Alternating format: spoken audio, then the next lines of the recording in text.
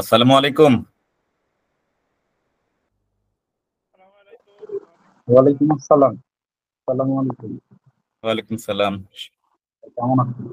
আছি আলহামদুলিল্লাহ। আশা করি আপনারা সবাই ভালো আছেন। আমাদের যে মার্কেটে যারা প্রফেশনাল, যারা লিডার, প্রফেশনাল বা অনেক সিনিয়র প্রফেশনাল, তাদের নিয়ে সামনে আমরা একটা কোর্স অফার করব।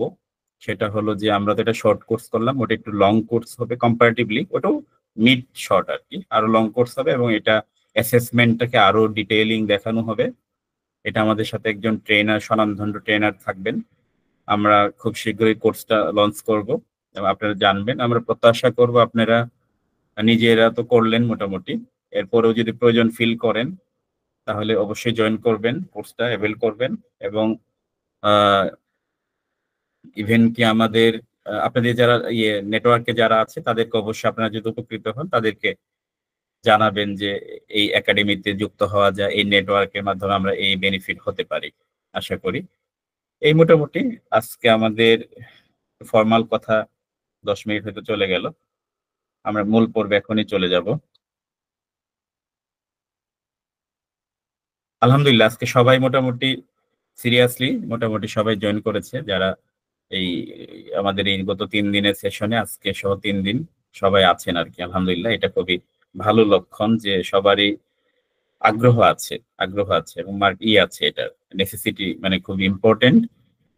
যাই হোক, আমরা এখন একেবারেই আমরা চলে যাব আমাদের মূল পর্বে, আমাদের মূল টপিকে চলে যাব।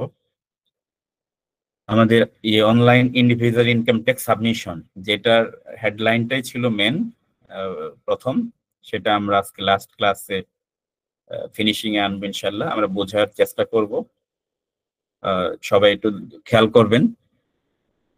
আজকে আমরা একটা বিষয় করব, ওই যে ম্যাথটা আমরা সমাধান করব, সলিউশন করব, সেটা আমরা দেখব যে এটার অ্যাকচুয়ালি সমাধান কি, মানে ট্রুলি এটা অ্যাসেসমেন্ট সমাধান করা আছে। প্রবলেমটা একটা প্রবলেম যেটা আমাদের গভর্নমেন্টেরই একটা ইয়েতে আছে, আপনার ওই যে নির্দেশিকাতে আছে এই এটা প্রবলেমটা এবং সমাধানটা হার্ড কপিতে ফিজিক্যালি। এটাই আমরা আবার কি করব যে এনবিআর এর আমাদের যে ইটিন ই রিটার্ন, হ্যাঁ ই রিটার্ন এই সিস্টেমে গিয়ে আমরা এটা আপনার সাবমিট করব এবং আমরা মিলিয়ে দেখব যে আমরা যেভাবে সাবমিশন করতেছি সে অনুযায়ী অ্যাকচুয়ালি কি এইভাবে ক্যালকুলেশনটা তাদের সাথে আমাদের ম্যাচ করে কিনা। বা আমরা প্রপারলি এন্ট্রি না দিলে তো আর ম্যাচ করবে না। আমরা প্রপারলি এন্ট্রি দিব, এন্ট্রি দেওয়ার মাধ্যমে আমরা শিখবো, প্লাস আমরা ক্রস চেক করে নিব যে আসলে আমাদের যে যে এটা এন্ট্রিগুলি দিলাম বা ইনপুট দিলাম সেটা প্রপারলি হলো কিনা সেটা আমরা ম্যাচ করে নিব এবং দেখে নিব। এই জন্য আমরা এই প্রবলেমটা সমাধান করব এবং এই প্রবলেমে মোটামুটি বেশ কয়েকটা হেড আছে, বেশ কয়েকটা হেড নিয়ে আমরা কাজ করবো। আপনারা জানেন যে একজন এসএসসির সবসময় যে সবগুলি হেডেই তার ইনকাম থাকবে এমন না, তার ইনকাম হয়তো বা একটা দুইটা সর্বোচ্চ থাকে। আমরা যারা চাকরি করি, আমরা যারা প্রফেশনাল, তাদের কিন্তু একটা হেডেই বেসিক্যালি থাকে। আর খুব রেয়ার যে দুই একজন থাকে যে একাধিক হেড থাকে, বা আরো খুব বেশি হেড থাকে, 7টা হেড থাকবে এমন পাওয়া মুশকিল, বা আমার কাছে মনে হয় যে এটা ভেরি রেয়ার। এটা তা আমরা ভেরি রেয়ারে না গিয়ে যেটা মোটামুটি আপার এভারেজ, হ্যাঁ সেটা নিয়ে আমরা ওই সমাধানটা করবো আর কি আজকে ইনশাল্লাহ। আপনারা একটু আমরা এটা স্লাইডটা একটু দেখে নেই যে আজকে আমরা কি কি টপিক নিয়ে আলোচনা করব, সেটা আমরা যাচ্ছি। দেখেন আমরা কিভাবে শুরু করব। হ্যাঁ, প্রথমেই আপনারা দেখতে পাচ্ছেন স্ক্রিন। প্রথমে আপনারা ইয়েতে যান, গুগলে যে কোনো একটা ওপেন করেন, এইখানে ই ই রিটার্ন, হ্যাঁ ই রিটার্ন লেখেন। ই রিটার্ন আসলে পরে দেখেন যে একটা আসছে আর, হ্যাঁ https/ই taxnbr.gov.bd, এই এটাতে ঢুকবেন আপনারা, এখানে ক্লিক করুন।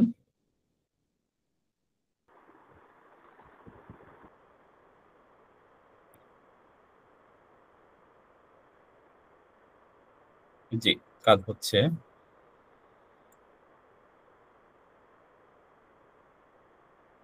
দেখেন আপনারা এই যে এটা আসছে ড্যাশবোর্ডটা, এখানে ই রিটার্ন তারপরে ওই যে রিটার্ন ভেরিফিকেশন পিএসআর যেটা বলে আমরা সাবমিশনের পরে অনেক সময় ভেরিফাইড করি যে এটা হলো কিনা। আপনারা জানেন যদি ওই আপনারা ইম্পোর্ট লাইসেন্স করতে যান বা আরো অন্যান্য সেবা নিতে যান, যে আপনি যদি রিটার্ন ভেরিফাই না করে তাহলে কিন্তু আপনি ইম্পোর্ট লাইসেন্স করতে পারবেন না, দিবে না, ইস্যু করবে না। যাই হোক, আরো বেশ কিছু ড্যাশবোর্ডে অনেক কিছু আছে, ই ট্যাক্স সার্ভিস, এখান থেকে আপনারা তথ্য নিতে পারবেন। যাই হোক, আমরা ওইদিকে না যে আমরা ই রিটার্নে যাব। আমাদের কাজকে আজকে ই রিটার্ন সাবমিট করা বা কিভাবে এটাকে ইনপুট দিতে হয়, কিভাবে পারফর্ম করতে হয়। ই রিটার্নে যখন আমরা ক্লিক করলাম, দেখেন বলতেছে are you registered in e return system. আপনি কি রেজিস্টার্ড কিনা, অলরেডি রেজিস্টার্ড কিনা, বলতেছে আই এম অলরেডি রেজিস্টার্ড অথবা আই এম নট রেজিস্টার্ড। এখানে একটা ইয়াস, এটার অর্থটা হলো যে আপনারা যখন অনলাইনে করবেন তখন একটা ইউজার আইডি পাসওয়ার্ড ক্রিয়েট করতে হবে না, একটা ইউজার আইডি পাসওয়ার্ড ক্রিয়েট করতে হবে। তো আপনারা যদি ইউজার আইডি পাসওয়ার্ড ক্রিয়েট না করে থাকেন তখন বলবেন যে I am not yet registered, লাল যেটা। তখন এই ক্লিক করলে পরে কি চাবে, একটা মোবাইল নাম্বার চাবে, মোবাইল নাম্বারে যেটাতে ওটিপি যাবে এবং সেই নাম্বারটা ইয়ে করা আপনার ওই এনআইডি দ্বারা, আপনার ওই এসএসসির ই-টিন দ্বারা রেজিস্টার ফিঙ্গারপ্রিন্ট দেওয়া, বায়োমেট্রিক যেটা বলে, বায়োমেট্রিকলি এটা ইয়ে করা, রেজিস্টার্ট করা। তখন ওই নাম্বারটাতে শুধু একটা ওটিপি যাবে, ওই ওটিপিটা দিয়ে আবার যখন আপনি ঢুকবেন তখনই আপনি ঢুকতে পারবেন এবং একটা ইউজার আইডি পাসওয়ার্ড ক্রিয়েট করে নিতে হবে। ঠিক আছে, এটা হলো মোটামুটি ওইটা প্রয়োজনে অন্য সময় দেখায় দেওয়া যাবে, কথা বলা যাবে। এখন যেহেতু আমরা একটা ইয়ে করব, রিটার্ন সাবমিট করব, আমরা ওই দিকে যাচ্ছি আর কি। আমরা ধরে নিচ্ছি আমরা অলরেডি রেজিস্টার্ড, মানে জাস্ট ভেরি সিম্পল, একটা ওটিপি কোড যাবে, ওটিপি কোডটা দিয়ে আপনি পাসওয়ার্ড ক্রিয়েট করে ঢুকে যাবেন। ঠিক আছে, দেখবেন আমরা এই যে সে পার্টটাতে আমরা এখন যদি যাই তাহলে আর ই করা যাবে না, এই কাজ করা যাবে না, এবং ট্রুলি একটা নাম্বার লাগবে, টিন লাগবে। তা আমরা একটা কাজ করতেছি, যে ওটিপি নেওয়া আছে এবং ইউজার আইডি ক্রিয়েট করা আছে তার কাজটা আমরা করছি আর কি। আমি বলছি আই এম অলরেডি রেজিস্টার্ড, যেহেতু আমি টিন সাবমিট করব আগে রেজিস্টার্ডটা হয়েই তারপর ঢুকতে হবে। ঠিক আছে, আচ্ছা এখানে একটা ড্যাশবোর্ড আসছে, যে একটা অ্যাসেসমেন্ট এয়ার আসছে 25-26, নামটা আমরা ডিসক্লোজ না করি যেহেতু এটা প্রাইভেট ইস্যু। তো একজন নাম আসছে, উনি হলো একজন মহিলা এসএসসি। ঠিক আছে, তো আমরা ওনার ট্যাক্স ফাইলিংটা ওনার টিন দিয়ে ঢুকেছি, কিন্তু আমরা ইনফরমেশনটা দিব কোত্থেকে? ইনফরমেশনটা দিব এই বইয়ের একটা নির্দেশিকার একটা প্রবলেম আমরা সলভ করব। এই জন্য এই ডেটাগুলি ইনপুট দেওয়ার মাধ্যমে আমরা ক্রস চেক করে নিব যে আমাদের অনলাইন সিস্টেম আর আমাদের যে হার্ড কপি যেটা সলিউশন আছে হেড টু হেড মিলে কিনা, গ্রস ট্যাক্স পেবল মিলে কিনা, গ্রস ইনকাম মিলে কিনা, ট্যাক্সেবল ইনকাম মিলে কিনা, গ্রস ট্যাক্স পেবল মিলে ম্যাচ করে কিনা, রেয়াত বা রিবেট ম্যাচ করে কিনা, দেন আমরা নেট ট্যাক্স পেবল যেটা এটা ম্যাচ করে কিনা, এটা হলো আমাদের উদ্দেশ্য। ঠিক আছে, এই জন্য আমরা ডেটাটা নিব হলো এই প্রবলেম থেকে আর কি। এখানে সবকিছু অনেক ডেটা থাকে, বিভিন্ন খাতে ইনকাম থাকে, কিন্তু একটা রিয়েল লাইফে কি দেখা যায়? রিয়েল লাইফে কিন্তু দেখা যায় একজনের একটা ব্যবসা খাতে ইনকাম, একজনের একটা চাকরি খাতে ইনকাম। ওই ক্ষেত্রে কিন্তু বেশি মানে ওই ওই কি বলে মানে ইনগ্রিডিয়েন্ট বেশি না থাকলে তার আপনি বেশি ইনপুট দিতে পারবেন না। এই জন্য আমরা এই রিটার্নটাকে বেছে নিচ্ছি, প্রবলেমটাকে।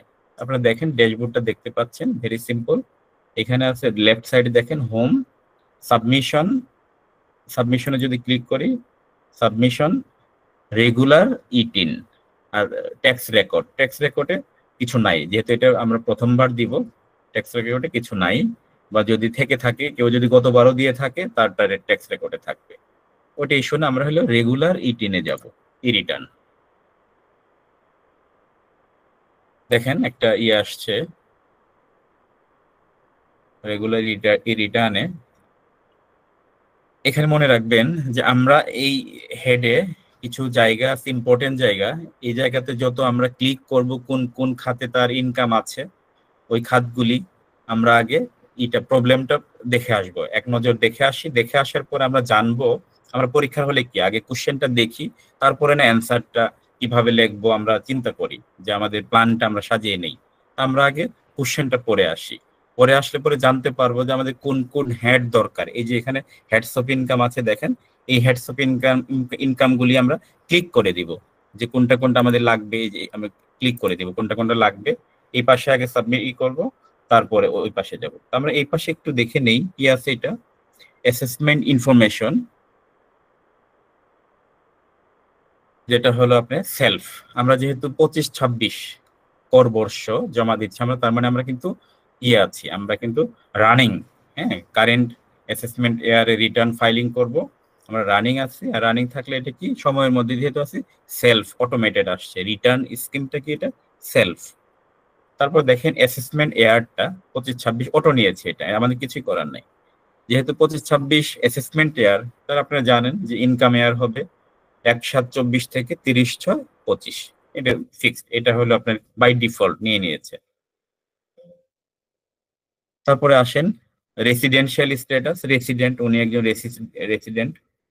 ট্যাক্স এক্সেম্পটেড ইনকাম, আমরা ধরে নিচ্ছি যে ট্যাক্স এক্সেম্পটেড ইনকাম আছে, আছে বলেই তো আমরা এই প্রবলেমটা নিয়েছি, যেন তার একাধিক থাকে। এরপরে যে হেডগুলি থাকবে, যেমন দেখেন যে আমরা জানি যে হেডগুলি থাকে, প্রথমে এখানে 7টা হেড আছে, আরো কিছু হেড আছে নিচে। এখানে আমরা কোনটা কোনটা ক্লিক করব, যেমন যদি স্যালারি থাকে স্যালারি ক্লিক করব, তাই না?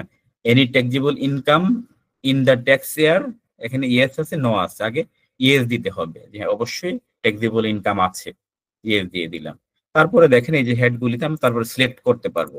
কিন্তু আগে আমরা কি বেসিসে করব? আমরা তো আগে সিলেক্ট করব না, কারণ সিলেক্ট করলে তো আবার আমরা জানি না যে আসলে এই পার্সনের এই এসএসসির যে কোন কোন হেডে তার ইনকাম আছে, বা কোন কোন হেডে ইনকাম থাকার কারণে আমরা কিন্তু এখানে এই হেডগুলিকে সিলেক্ট করে নিব। আর মনে রাখবেন যে এই হেডগুলি সিলেকশনটা হলো মোস্ট ইম্পর্টেন্ট একটা পার্ট। এখানে যদি আপনি সিলেকশনে ভুল করেন, কম বেশি করেন, তাহলে কিন্তু এই এ, কারণে যে পরবর্তীতে এই ইয়েগুলি ফিল্ডগুলি ওপেন হবে না, ক্রিয়েট হবে না। এইগুলি ফিল্ডগুলি যদি ক্রিয়েট না হয়, তাহলে কিন্তু আপনারা সাবমিট করতে পারবেন না। যদি এরিয়াটাই না দেয় আপনাকে, আপনি কিভাবে ঢুকবেন? এই জন্য আমাদেরকে এরিয়া বা ক্ষেত্রটা আগে প্রিপেয়ার করতে হবে ফার্স্ট অফ অল, দেন আমরা আস্তে আস্তে ইনপুট দিব। ঠিক আছে? তাহলে আমরা ওই প্রবলেমটা আগে দেখে আসি, যে আমরা যে প্রবলেমটা আমরা সমাধান করব, সলভ করব, সেটাতে আমরা ঢুকে যাই। এই যে এখানে একটা আমরা যে 2 নাম্বার যেটা মার্ক করেছি, সেটা হলো বেসরকারি প্রতিষ্ঠানে কর্মরত করদাতার আয় এবং কর পরিগণনা। আমরা বেসরকারি কেন নিলাম? যেহেতু আমাদের মোস্ট অফ দা ফাইল আমাদের সরকারি, আর কতজন চাকরি করে এমপ্লয়ার, তাই না? আর কম্পারেটিভলি বেসরকারির চেয়ে সরকারি আরো ইজিয়ার হয়। ইজিয়ার হয়। তো আমি বেসরকারিটা আমরা নিয়েছি যেহেতু এখানে ইনফরমেশন বেশি, এই জন্য আর কি। উদাহরণটা আমরা দেখি। বেসরকারি, একটু মনোযোগ দিয়ে খেয়াল করেন, মনোযোগ দিয়ে খেয়াল করেন। আমি কিছু কিছু জায়গা মার্ক করবো এক্ষেত্রে। মার্ক করার কারণে এখানে যখন মার্ক করব, তখন আমরা ওই ধরেন পরীক্ষার হলের মতো কোশ্চেন পেপারে আগে মার্ক করবো ইম্পর্টেন্ট জায়গাগুলি, যে এটা এটা আমাদেরকে হাইলাইটস করতে হবে, বা এই কোশ্চেনটা আমরা এই প্যাটার্নে লিখবো, ঠিক ওইভাবে ওইখানে চলে যাব। বেসরকারি প্রতিষ্ঠানে কর্মরত মিস পূর্ণিমা 25-26 কর বর্ষে নিম্নরূপ বেতন ও ভাতা পেয়েছেন। আমরা তো 25-26-এর কাজই করছি, তাই না? 25-26, আর সে কিন্তু বেসরকারি প্রতিষ্ঠানের, আগে বলে নিলাম। আমরা কি বের করব? আয়। আমাদের টার্গেট হলো করদাতার আয় বের করা, করযোগ্য আয়, হ্যাঁ, কর পরিগণনা করা বা ক্যালকুলেট করা। ঠিক আছে? এবং দেন না আমরা ফাইনালি বের করব নেট ট্যাক্স পেবল, যেটা তার কত টাকা ট্যাক্স আসে। আর এর মধ্যে রিবেট আছে, রিবেট মাইনাস করে আমরা যাব, এটা সিকোয়েন্স অনুযায়ী। দেখেন এখানে কি আছে। প্রথমে মাসিক মূল বেতন 29,300 টাকা, তার 2টি উৎসব বোনাস, তার মানে তার স্যালারি খাতে ইনকাম আছে। এটা দ্বারা বুঝলাম মাসিক মূল বেতন, স্যালারি খাতে তার ইনকাম আছে। বা যেখানে বলে বলে দিয়েছে বেতন ও ভাতা পেয়েছেন, তার মানে সে স্যালারি ইনকাম তার প্রথম। এছাড়া এটা আর এদিকে পড়বো না, এদিকে পড়বো না কেন? আমরা শুধু প্রথমে আমাদের টার্গেট থাকবে যে হেডগুলি অ্যাসেসড করা, করা, মানে ফাইন্ড আউট করা যে কোন কোন হেডে আমাদের ক্লিক করতে হবে এখানে। এটা হলো আমাদের প্রথম কাজ। এই জন্য আমরা ডিটেলিং এ যাব না। ডিটেলিং এ যাব কখন? যখন আমরা ইনপুট দিব, তখন। এখন দেখেন যে বলতেছে এছাড়া মিজ পূর্ণিমা নিম্নোক্ত সুবিধাদি আয়, উৎসে কর কর্তন, সম্পদ ও বিনিয়োগ রয়েছে। সম্পদ ও বিনিয়োগ রয়েছে। ব্যক্তিগত ব্যবহারের জন্য তিনি অফিস হতে একটি 1500 সিসি গাড়ি বরাদ্দ পেয়েছেন। তার মানে সেটা ওই যে চাকরি খাতের ইনকামের একটা পার্ট, এটা চাকরি গেল, এটা অলরেডি হয়ে গেছে আমাদের, মানে চাকরির ভেতরেই যাবে এটা, যে ফ্যাসিলিটিসটা। তার গৃহ সম্পত্তি ভাড়া, হ্যাঁ, গৃহ সম্পত্তি ভাড়া হতে এত টাকা, কৃষি খাতে এত টাকা, আইসিবি মিউচুয়াল ফান্ড হতে লভ্যাংশ প্রাপ্তি এত টাকা, ব্যাংক সুদ এত টাকা। তার মানে দেখেন এখানে কিন্তু গৃহ সম্পত্তি আছে। গৃহ সম্পত্তি মেনস হলো তার ইনকাম ফ্রম হাউস প্রপার্টি, এটা আমাদের সিলেক্ট করতে হবে। কৃষি খাতেও আছে তার ইনকাম, তার মানে আমাদের কৃষি খাতটাকেও সিলেক্ট করতে হবে। আইসিবি মিউচুয়াল ফান্ড আছে, তার লভ্যাংশ পেয়েছে এবং ব্যাংক সুদ পেয়েছে। এটা কি financial income from financial instrument বা ফাইন্যান্সিয়াল পার্টটাকে আমরা ক্লিক করবো আর কি। আচ্ছা, গেল। তার মানে 1 2 3 4 চারটা খাতে ইনকাম আমরা পেয়ে গেছি। লভ্যাংশ ব্যাংক সুদের উপর 10% হারে উৎসে কর্তন করা হয়েছে, সেটা আমরা জানলাম যে এই যে ব্যাংক লোন, ব্যাংক ইন্টারেস্ট থেকে যে লভ্যাংশ পাইছে, পাইছে, সুদ পাইছে, এবং ওই যে আইসিবি মিউচুয়াল ফান্ড থেকে যে লভ্যাংশ পাইছে, ওটা থেকে আপনারা ওই 10% উৎসে কর্তন করা হয়েছে, এটা কেটে নেয় এর সোর্সে আমরা জানি। 30শে জুন 2025 তারিখে তার নিট সম্পদের পরিমাণ 20 কোটি 30 লক্ষ টাকা।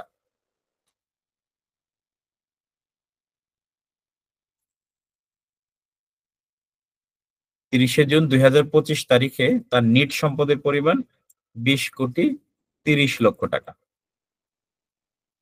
তিনি 1 লক্ষ টাকার 3 বছর মেয়াদি সঞ্চয়পত্র ক্রয় করেছে। আচ্ছা, আমরা একটা জিনিস স্কিপ করলাম, সেটা হলো 30শে জুন 2025 তারিখে তার নিট সম্পদের পরিমাণ কত? 20 কোটি 30 লক্ষ টাকা।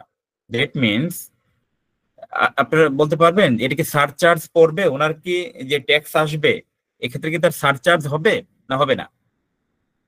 বলেন যে কেউ। হবে স্যার, সারচার্জ হবে স্যার, সারচার্জ হবে, এটা স্ল্যাব অনুযায়ী সারচার্জ হবে, রাইট। তার মানে আমাদের সারচার্জের পার্টটাও কাজ করতে হবে। তারপরে তিনি 1 লক্ষ টাকার 3 বছর মেয়াদি সঞ্চয়পত্র ক্রয় করেছেন, ইনভেস্টমেন্ট অ্যালাউন্স এটা, তাই না? তো গাড়ির মধ্যে সারচার্জ হবে, গাড়ির মধ্যে যেহেতু 1500 সিসি গাড়ি আছে, ওই গাড়ির উপরে কি আপনার পরিবেশ সারচার্জটা অ্যাপ্লাই হবে? না, এই 1 নাম্বার হলো যে একাধিক গাড়ি যখন থাকে তখন হয়, আপনার সারচার্জের ব্যাপারটা আসে। আর এই গাড়িটা তার, তাছাড়া এই গাড়িটা তার নিজের না, বলছে কি ব্যক্তিগত ব্যবহারের জন্য তিনি অফিস হতে একটা গাড়ি বরাদ্দ পেয়েছেন, এটা স্যালারি ইনকাম, এটা তার স্যালারির পার্ট আর কি। যারা আমরা বড় পজিশনে কাজ করি, ম্যানেজার বা অ্যাবাভ, বা তাদেরকে গাড়ি দেয় অফিস থেকে, ওই গাড়িটা তো তার নিজের না। নিজের হলে হয়তো এখানে থাকতো না, বলতো না, অন্যভাবে বলতো, সারচার্জ এখানে অ্যাপ্লিকেবল হবে না। থ্যাংক ইউ দাদা। তিনি বলছিলাম যেটা, তিনি 1 লক্ষ টাকার 3 বছর মেয়াদি সঞ্চয়পত্র ক্রয় করেছেন, ইনভেস্টমেন্ট অ্যালাউন্সে যাবে। জীবন বীমার প্রিমিয়াম বাবদ 60,000 টাকা দিয়েছেন, তার মানে জীবন বীমার প্রিমিয়াম ইনভেস্টমেন্ট অ্যালাউন্স 60,000 টাকা ওইখানে যাবে এটা। মিস পূর্ণিমার মোট আয় নিম্নরূপ ভাবে নিরূপণ করতে হবে। আচ্ছা, কিভাবে এটা আমরা, এটা হলো এটা হলো সলিউশন করে দিচ্ছে হ্যাঁ, এটা হলো সলভ করে দিচ্ছে এই গভর্নমেন্ট করে দিচ্ছে। এখন আমরা দেখবো যে আমরা যেটা কোশ্চেন আছে, আমরা এদিকে আগেই যাব না, পরে যাব। পরে যাব হলো যখন আমরা ইনপুট দিব, ইনপুট দেওয়া হলে তখন আমরা জাস্ট মিলিয়ে ম্যাচ করব যে আমাদেরটা আসলে হলো কিনা, বা আমরা রাইট জায়গায় ক্লিক করলাম কিনা, বা কোথাও কারেকশন করতে হবে কিনা।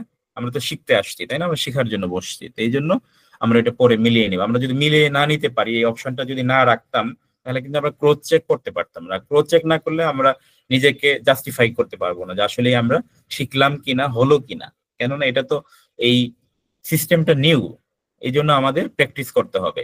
আমি হয়তোবা কয়েকবার করেছি, তারপরেও হয়তোবা ক্লিক যদি আমরা ভুল করি রাইট টাইমে, তখন কিন্তু অ্যান্সার আমাদের রেজাল্ট হলো ভুল দিবে। এই জন্য আমরা প্র্যাকটিস বেশি বেশি প্র্যাকটিস করতে হবে, বা আমরা ইয়ের মাধ্যমেই প্র্যাকটিসটা আমরা করবো কি কর্মক্ষেত্রে গিয়ে কাজের যখন আমরা ফাইলিং করবো তখনই কিন্তু আমরা প্র্যাকটিসটা করার সুযোগ হবে।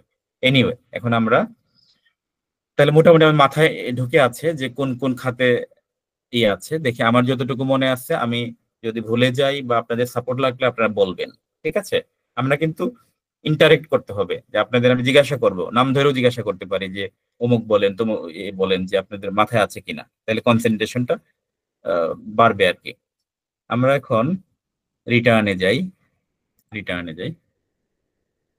রিটার্নে গিয়ে দেখি যে তার কি ইনকাম ফ্রম এমপ্লয়মেন্ট মানে স্যালারি এটা আছে, ইনকাম ফ্রম রেন্ট আছে, ভাড়া থেকে ইনকাম পায় সে, কৃষি খাতে ইনকাম আছে তার আমরা দেখেছি, ইনকাম ফ্রম এগ্রিকালচারে ক্লিক করব, তারপরে আপনার ইনকাম ফ্রম ফাইন্যান্সিয়াল অ্যাসেটসে আমরা ক্লিক করব, তার ইয়ে আছে ওই আইসিবি মিউচুয়াল ফান্ড আছে 1 2 3 4 আমরা বলেছিলাম, কিন্তু 4 খাতে ইনকাম পেলাম আমরা মোটামুটি, তার মানে আমরা মিলিয়ে নিলাম 1 2 3 4 4টে খাতে। আরো যদি থাকে অসুবিধা, আমরা এখানে যে কোনো সময় এসে এডিট করতে পারবো।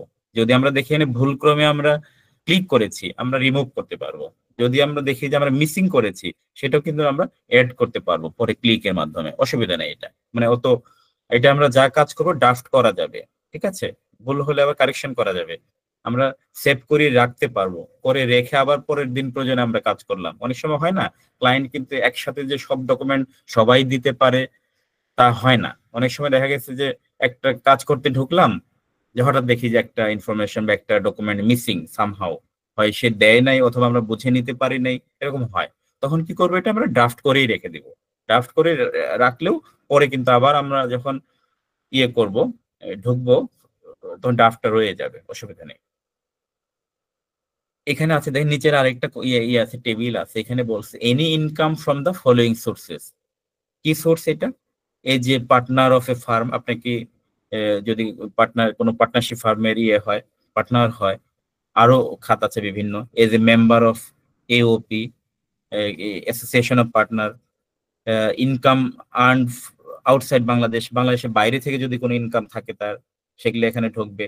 আরেকটা আছে হলো income earned by the spouse or minor children not assessed separately, সে মানে ট্যাক্স ফাইল করে নেই, যদি কোনো স্পাউস যে হাজবেন্ডের ফাইল আছে ওয়াইফের ফাইল নেই, ট্যাক্স ফাইল করা হয়নি, তার যদি কোনো ইনকাম থাকে সেটা এখানে ক্লিক করতে হবে।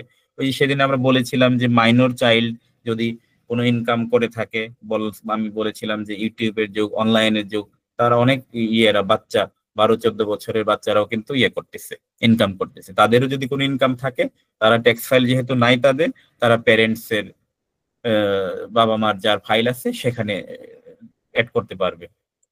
যদি থাকে এগুলো ক্লিক করবো। যেহেতু আমরা যে প্রবলেমটা সলভ করছি মিস পূর্ণিমা মনে হয়, তো ওনার তো আর নাই, আপনার এই খাতগুলি কোনোটাই নেই, এই জন্য আমরা এখানে ক্লিক করব না। এই পর্যন্ত কি আমরা বুঝতে পেরেছি কিনা? এটা একটি ইম্পর্টেন্ট ফিল্ড, এটা আপনারা বুঝলেন কিনা একটু কাইন্ডলি আওয়াজ দিবেন। বুঝতে পেরেছি। Thank you. কেউ বুঝেন না এমন আছেন?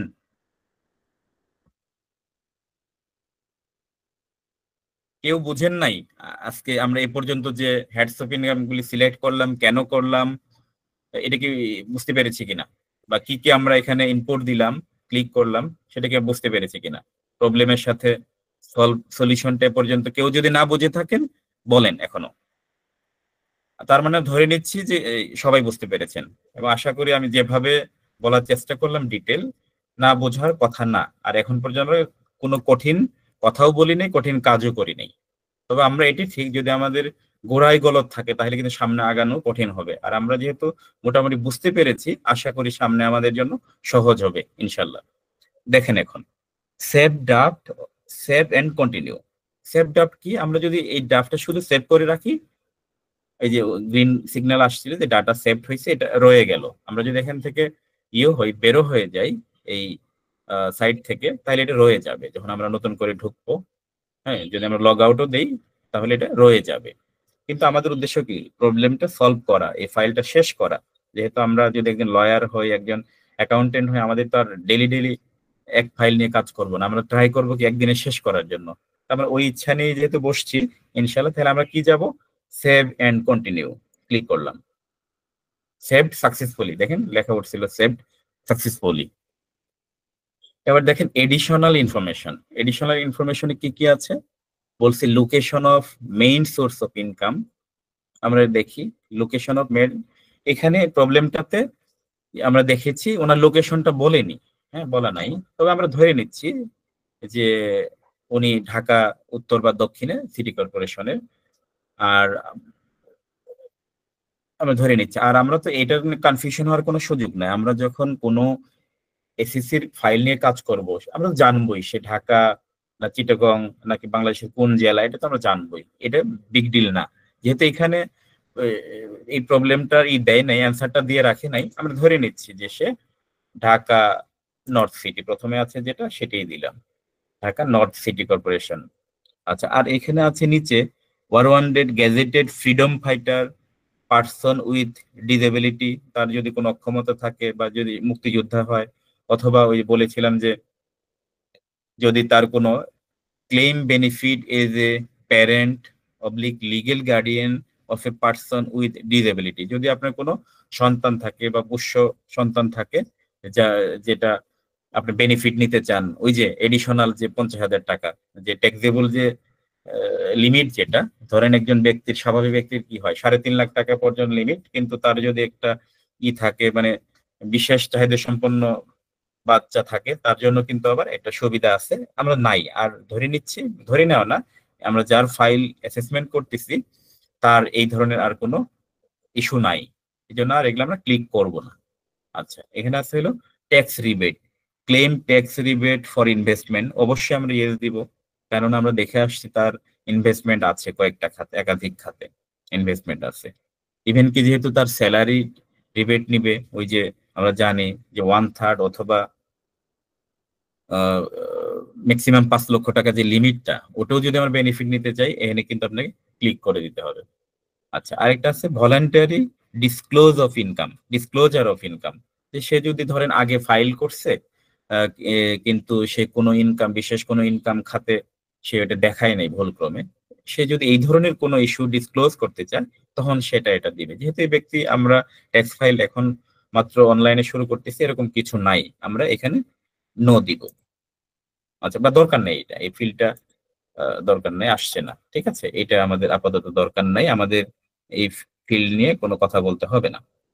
আচ্ছা, এখন ডান পাশে কি কি আছে দেখেন, আইটি 10B রিকোয়ারমেন্টস, আমরা জানি আইটি 10B হলো ওই সম্পদ এবং দায়ের বিবরণী। এখানে বলতেছে যে গ্রস ওয়েলথ ওভার 50 লাখ কিনা, হ্যাঁ আমরা জানি ওনার তো ওই যে 20,30,00,000 টাকা তার গ্রস ওয়েলথ, তার মানে সে যেহেতু সারচার্জে পড়ে গেছে, তার মানে অবশ্যই তার এটা তো 50 lakh, above 50 lakh gross wealth. এটা নো দেওয়ারও সিস্টেম আছে, কিন্তু আমরা এক্ষেত্রে নো দিব না, যেহেতু তার ইনকাম অবশ্যই 20,30,00,000 এর দিতেই হবে।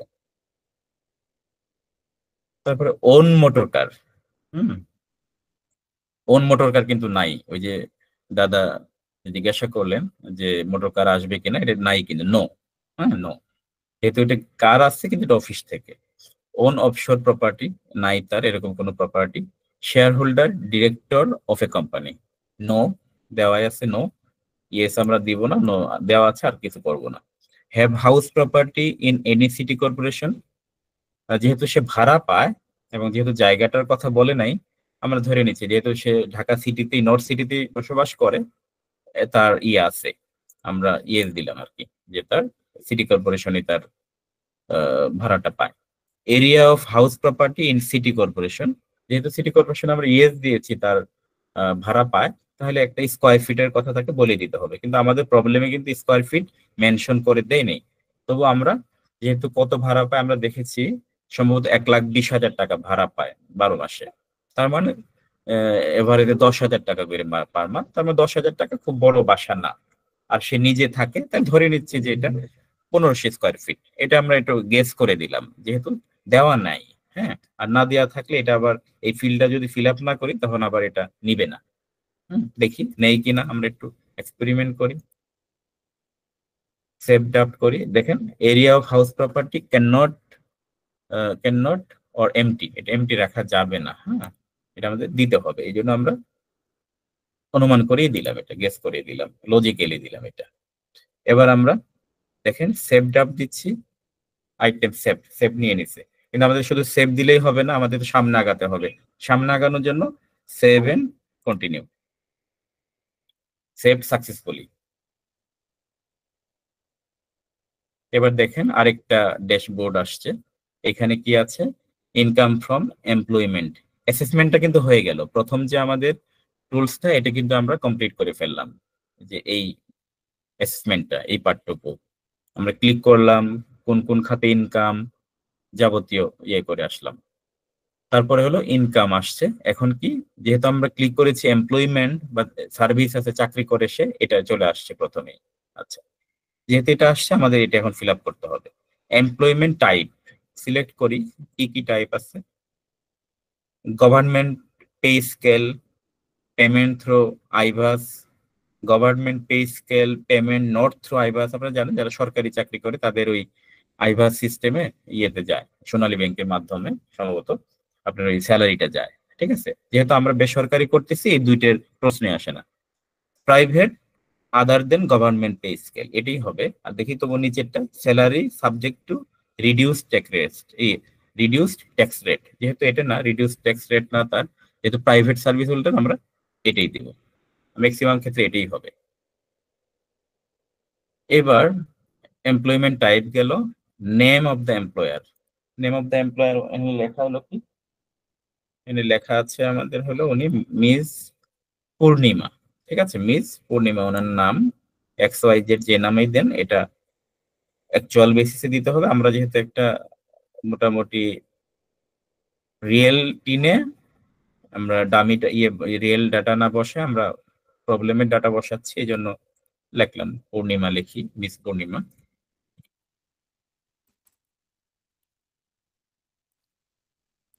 বসালাম, এটা এক্স ওয়াই জেড যেটাই দেন অসুবিধা নেই, মিস পূর্ণিমা। হ্যাঁ, ডেজিগনেশন, একটা পার্সন যেহেতু চাকরি করে যখন তার তো ডেজিগনেশন মাস্ট থাকে, কিন্তু এখানে কিন্তু মিস পূর্ণিমার ডেজিগনেশনটা দেওয়া নাই। আমরা তার স্ট্যাটাস সবকিছু মিলে ধরে নিলাম যে উপরে যেহেতু আছে ম্যানেজার, ম্যানেজারে দিলাম। এটা আপনি যেটাই দেন, এটার সাথে আমাদের অ্যাসেসমেন্টের কোনো সম্পর্ক নাই, তেমন সম্পর্ক নাই। আর এখানে আছে কি শেয়ার হোল্ডার ডিরেক্টর, এটা দেওয়া যাবে না, সেটা কোনো শেয়ার হোল্ডার ডিরেক্টর না। পার্টিকুলার ছাড়া বেসিক স্যালারি, এবার আমরা ইনফরমেশনে চলে যাই। বেসিক স্যালারি, হ্যাঁ, বেসিক স্যালারি এখানে কিভাবে দেওয়া আছে দেখেন। বেসিক স্যালারিটা আমরা এখানে দেখি, প্রবলেম ইয়েগুলি দেওয়া আছে, মাসিক মূল বেতন, হ্যাঁ মূল বেতন, মূল বেতন মাসিক কত, 29,300 টাকা। এটা যেহেতু মাসিক তাহলে আমাদের কি বছরে করে নিতে হবে, অ্যানুয়ালি করে নিতে হবে। ঠিক আছে, অ্যানুয়ালি করে নেওয়ার জন্য তাহলে আমরা একটু এটা 12 দিয়ে যেহেতু গুণ করতে হবে, তাহলে আমরা একটু ক্যালকুলেটর ওপেন করে নেই। আমার কাছে যেহেতু আর ম্যানুয়াল কোনো ক্যালকুলেটর নেই, আমরা এক্সেল শিটটাকে ক্যালকুলেটর হিসেবে একটু ইউজ করি, এক্সেল শিটটাকে ক্যালকুলেটর। আচ্ছা,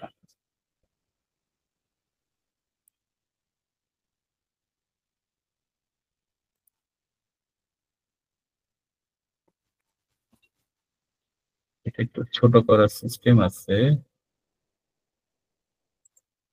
হ্যাঁ, এটা আমরা একটু সাইড করে নিলাম যে একটু ক্যালকুলেটর ইউজ করার জন্য আর কি। ঠিক আছে, ক্যালকুলেটর কত দেখেন, এই এর মাসিক মূল বেতন হলো 29,300। আপনাদেরও যদি ক্যালকুলেটর থাকে দেখেন, অথবা দরকার নেই আমারটাই দেখেন, নাইলে আবার মিস করবেন। 29,300 মাল্টিপ্লাই বাই 12, 12 মাস, যেহেতু এক মাসের বেতন হলো 29,300, 12 মাস কত আসে, 3,51,000 টাকা। এটা আমরা ইয়েতে দিব, সিস্টেমে দিব, 3,51,000 টাকা, 3,51,000 টাকা। ভুল হইলে পরে আপনার একটু আওয়াজ দিন, আমি যেহেতু 600 আছে না, হ্যাঁ 3,58,600, রাইট, থ্যাংক ইউ। 3,58,000, সরি 3,51,600, জি।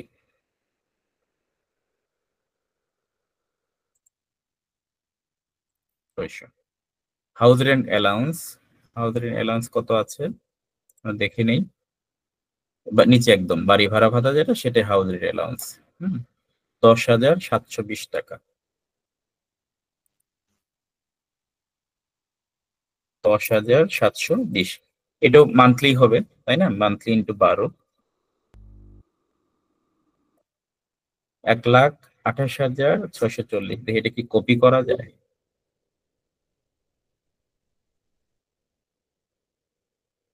না, যাবে না মনে হয় এটা। 1,28,640 এটা আমরা বসাই দিই হাউসে। 1,28,640। আপনি একটু এটা অবশ্যই খেয়াল করেন সবাই, এই ডিজিট গুলি লিখতে গিয়ে দেখতে গিয়ে ভুল হয়ে যেতে পারে, যেহেতু আমি অনেকগুলি টুলস ব্যবহার করতেছি। House rent allowance 1,28,640। এরপরে মেডিকেল অ্যালাউন্স। মেডিকেল অ্যালাউন্স কত আছে দেখেন, চিকিৎসা ভাতা। হ্যাঁ, মেডিকেল অ্যালাউন্স মানে চিকিৎসা ভাতা 3,000।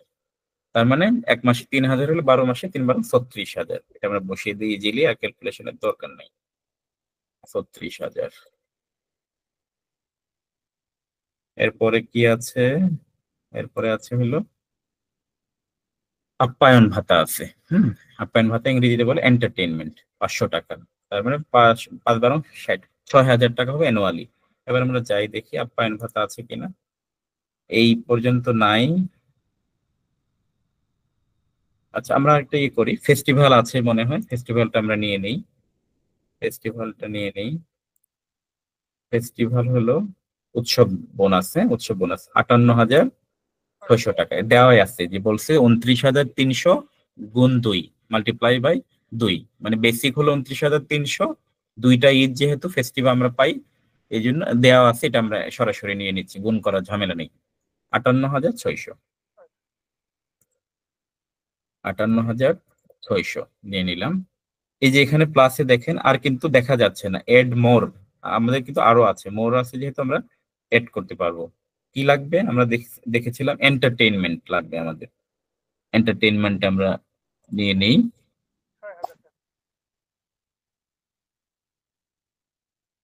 এন্টারটেইনমেন্টটা নিব আমরা। এন্টারটেইনমেন্ট কত আছে একটু দেখে নেই। আমি কে কথা বলছেন? আমি কিন্তু সাউন্ড খুব একটা পাচ্ছি না। আচ্ছা আচ্ছা আচ্ছা, থ্যাংক ইউ। এটা জোরে বললেন ভালো হবে, তাহলে আমি শুনতে পাচ্ছিলাম না, এখন জোরে, এখন শুনতে পেলাম। Thank you. আপ্যায়ন ভাতা, আপ্যায়ন ভাতা হলো 500 টাকা। তার মানে 5×60, 6,000 টাকা হবে। ইয়েতে সিস্টেমে 6,000 টাকা যাবে। এন্টারটেইনমেন্ট 6,000 টাকা, ঠিক আছে। আচ্ছা, তা আমরা দেখি যে কয়টা হলো, 1 2 3 4 5, 5টা হেডে আমরা ফিল আপ করেছি। আর আমাদের প্রবলেমে কয়টা আছে দেখি, 1 2, এটা হলো 1 2 3 4, এন্টারটেইনমেন্ট হয়েছে 5 পরিবার। আশা করি আমাদের 5টা খাতে দিয়েছি, যদি আমরা ডেটা ভুল না করি, ঠিক আছে। এবার আমরা কি করব, যদি বেঁকে যেতে হয়, যে কোনো কিছু আমরা মিসিং করে আসছি, আমাদের বেঁকে যাওয়া জরুরি বা প্রয়োজন, চেক করা দরকার, এই ক্ষেত্রে ক্লিক করলে বেঁকে যাওয়া যাবে। কিন্তু আমরা বেঁকে যাওয়ার আমরা সেভ ড্রাফট দিয়ে নেই আগে। সেভ ড্রাফট করলাম। দেখেন আমরা যা যা আমরা লিখেছিলাম, ওই মিস পূর্ণিমা সব ইনফরমেশন আছে। হ্যাঁ, আছে, সবগুলি আছে। তাহলে আমরা যেহেতু বেঁকে সামনে যেতে হবে, আরো ইনফরমেশন বা আমাদের কাজটা যেহেতু এন্ডিং এ যেতে হবে, এই জন্য আমরা কি করব, সেভ এন্ড কন্টিনিউ যাব। ডেটা সেভড সাকসেসফুলি, ঠিক আছে, সাকসেসফুলি সেভড হয়েছে। এবার আমরা কি করব, এবার বলতেছি ইনকাম ফ্রম ফাইন্যান্সিয়াল অ্যাসেটস। তার মানে আমাদের স্যালারি খাতে ইনকামটা হয়ে গেছে, কমপ্লিট হয়েছে। এবার আমরা ভুল দিলাম না সঠিক হলো, এবার আমরা একটু ক্রস চেক করে নিই। হ্যাঁ, ক্রস চেক করে নিই।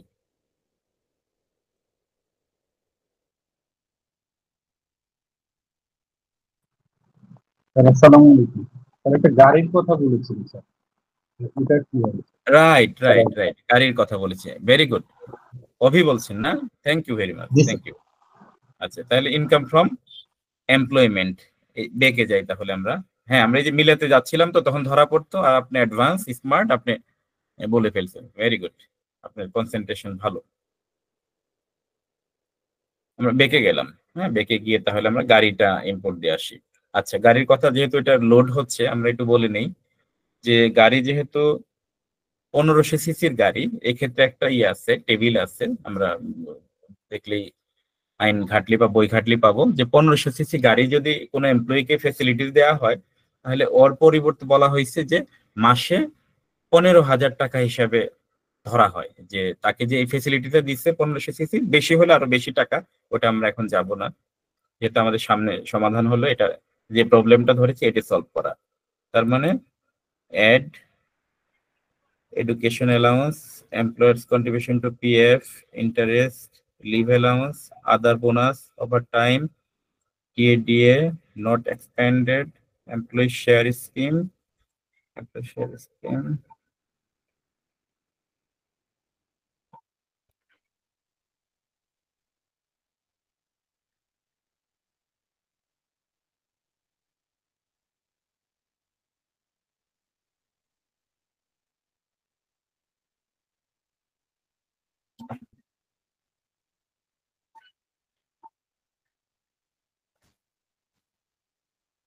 কোন হেডের সাথে ম্যাচ করে আমরা দেখতেছি এটা। গাড়ির অ্যালাউন্স যেহেতু দিচ্ছে, কার দিছে, এরিয়ার স্যালারি হবে না, এডুকেশন হবে না, এমপ্লয়ার কন্ট্রিবিউশন টু পিএফ হবে না, গ্র্যাচুইটি হবে না, interest accrued, PPF, RPF, leave allowance, other bonus, overtime allowance, আর কি আছে আমরা নিচে দেখি। টিএডি এটার সাথে যায়, এই গাড়ির কথা সরাসরি বলছে কিনা আমরা দেখিনি। TA DA oblique convince not expanded, employee share scheme, transfer share right, other if any. যেহেতু টিএডিএ মানে কনভেন্স, কিন্তু এটা হ্যাঁ ওয়ান কাইন্ড অফ একটা কনভেন্সে যদি দিয়ে আমাদের ভুল হবে না, এটাই যায়। ঠিক আছে, এটা বিগ ডিল না। তার মানে কত, 15,000। যদি আমরা 1500 সিসি গাড়ি যেহেতু আমাদের ইয়েতে আছে, বিধানে আছে যে এটা টেবিল আছে যে ওইখানে 1500 সিসি গাড়ি যদি কোনো এমপ্লয়িকে প্রোভাইড করে তাহলে ধরে নেওয়া হয় ইকুইভ্যালেন্ট টু কত, মান্থলি 15,000 টাকার সমান। 15,000 যদি হয়, 15,000 ইন্টু 12, 1,80,000 টাকা স্যার। 15,000 রাইট, 15,000 ইন্টু 12, 1,80,000 টাকা আমরা এটা দিয়ে দিই। 1,80,000 টাকা, থ্যাংক ইউ, 1,80,000 টাকা। তো আমরা এবার সেভ ড্রাফট রাখবো। সেভ ড্রাফট করে, আচ্ছা আমরা যদি এই পর্যন্তই একটু চেক করতে চাই, এই পর্যন্ত আমরা একটু চেক করে দেখি যে আমরা যে এটা দিলাম, ইনপুট দিলাম, এটা ঠিক হলো কিনা দেখি। এখানে গেলে আমরা দেখতে পাই কিনা। আচ্ছা, ইনকাম ফ্রম এমপ্লয়মেন্ট দেখেন, আমরা ট্যাক্স এন্ড পেমেন্টে এসে দেখতেছি, ধরে নিচ্ছি যে আমরা আর কোনো ইনকাম নাই তার, তাহলে আমরা যতটুকু তার ইনপুট দিয়েছি ইনকাম, ততটুকুর উপরে তো ট্যাক্স অ্যাসেসমেন্ট আসবে। এই জন্য আমরা ট্যাক্স এন্ড পেমেন্ট আসছি। দেখি যে টোটাল তার ইয়ে কত, স্যালারি খাতে তার total income 5,07,000, net income exempted 2,53,000,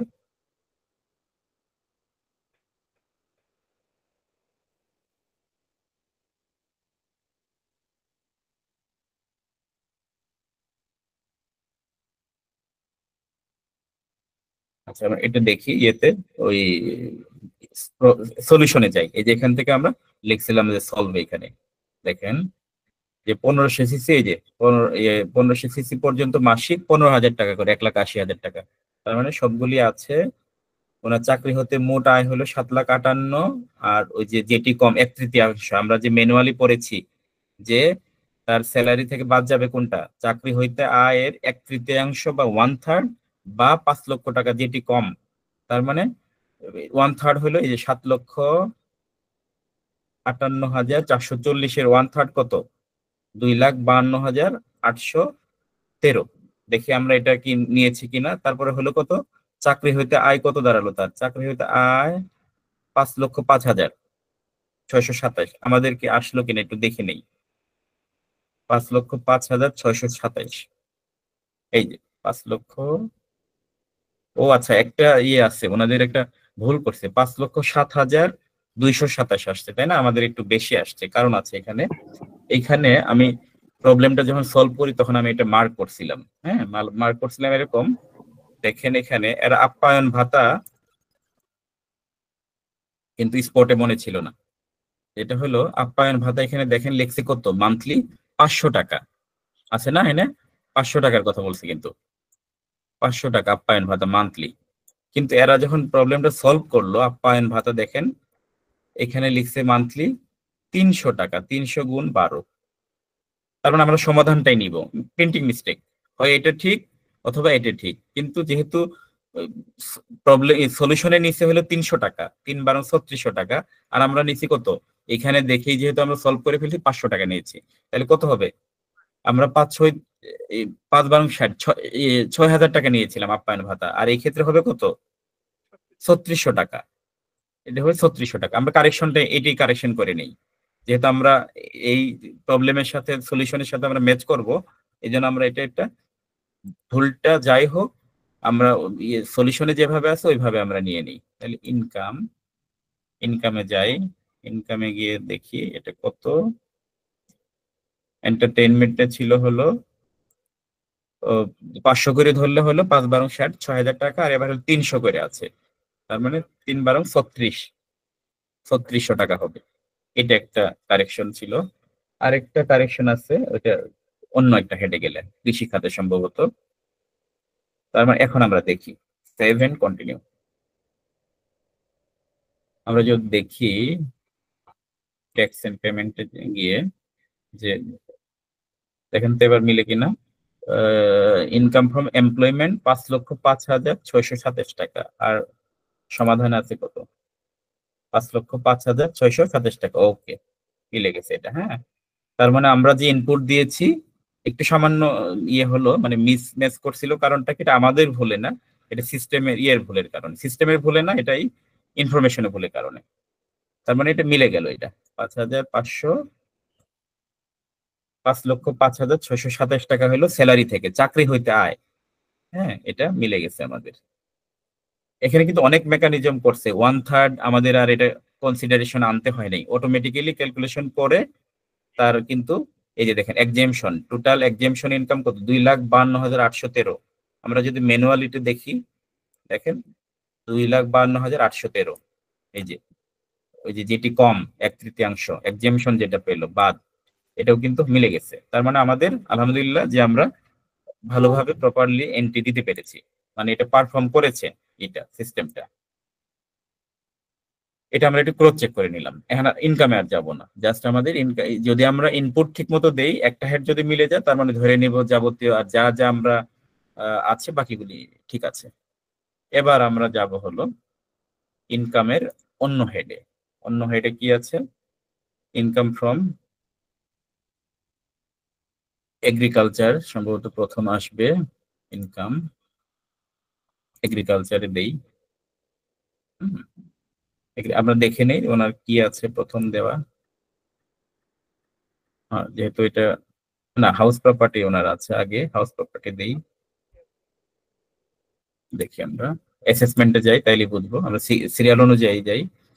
employment হয়ে গেল। দেখেন অ্যাসেসমেন্ট আমরা যেখানে যেখানে ক্লিক করেছিলাম এটা কিন্তু আমরা দেখতে পাচ্ছি, যে কোনো সময় দেখতে পাবো। ইনকাম ফ্রম রেন্ট যাব, এখন রেন্টে যাই। Income from rent,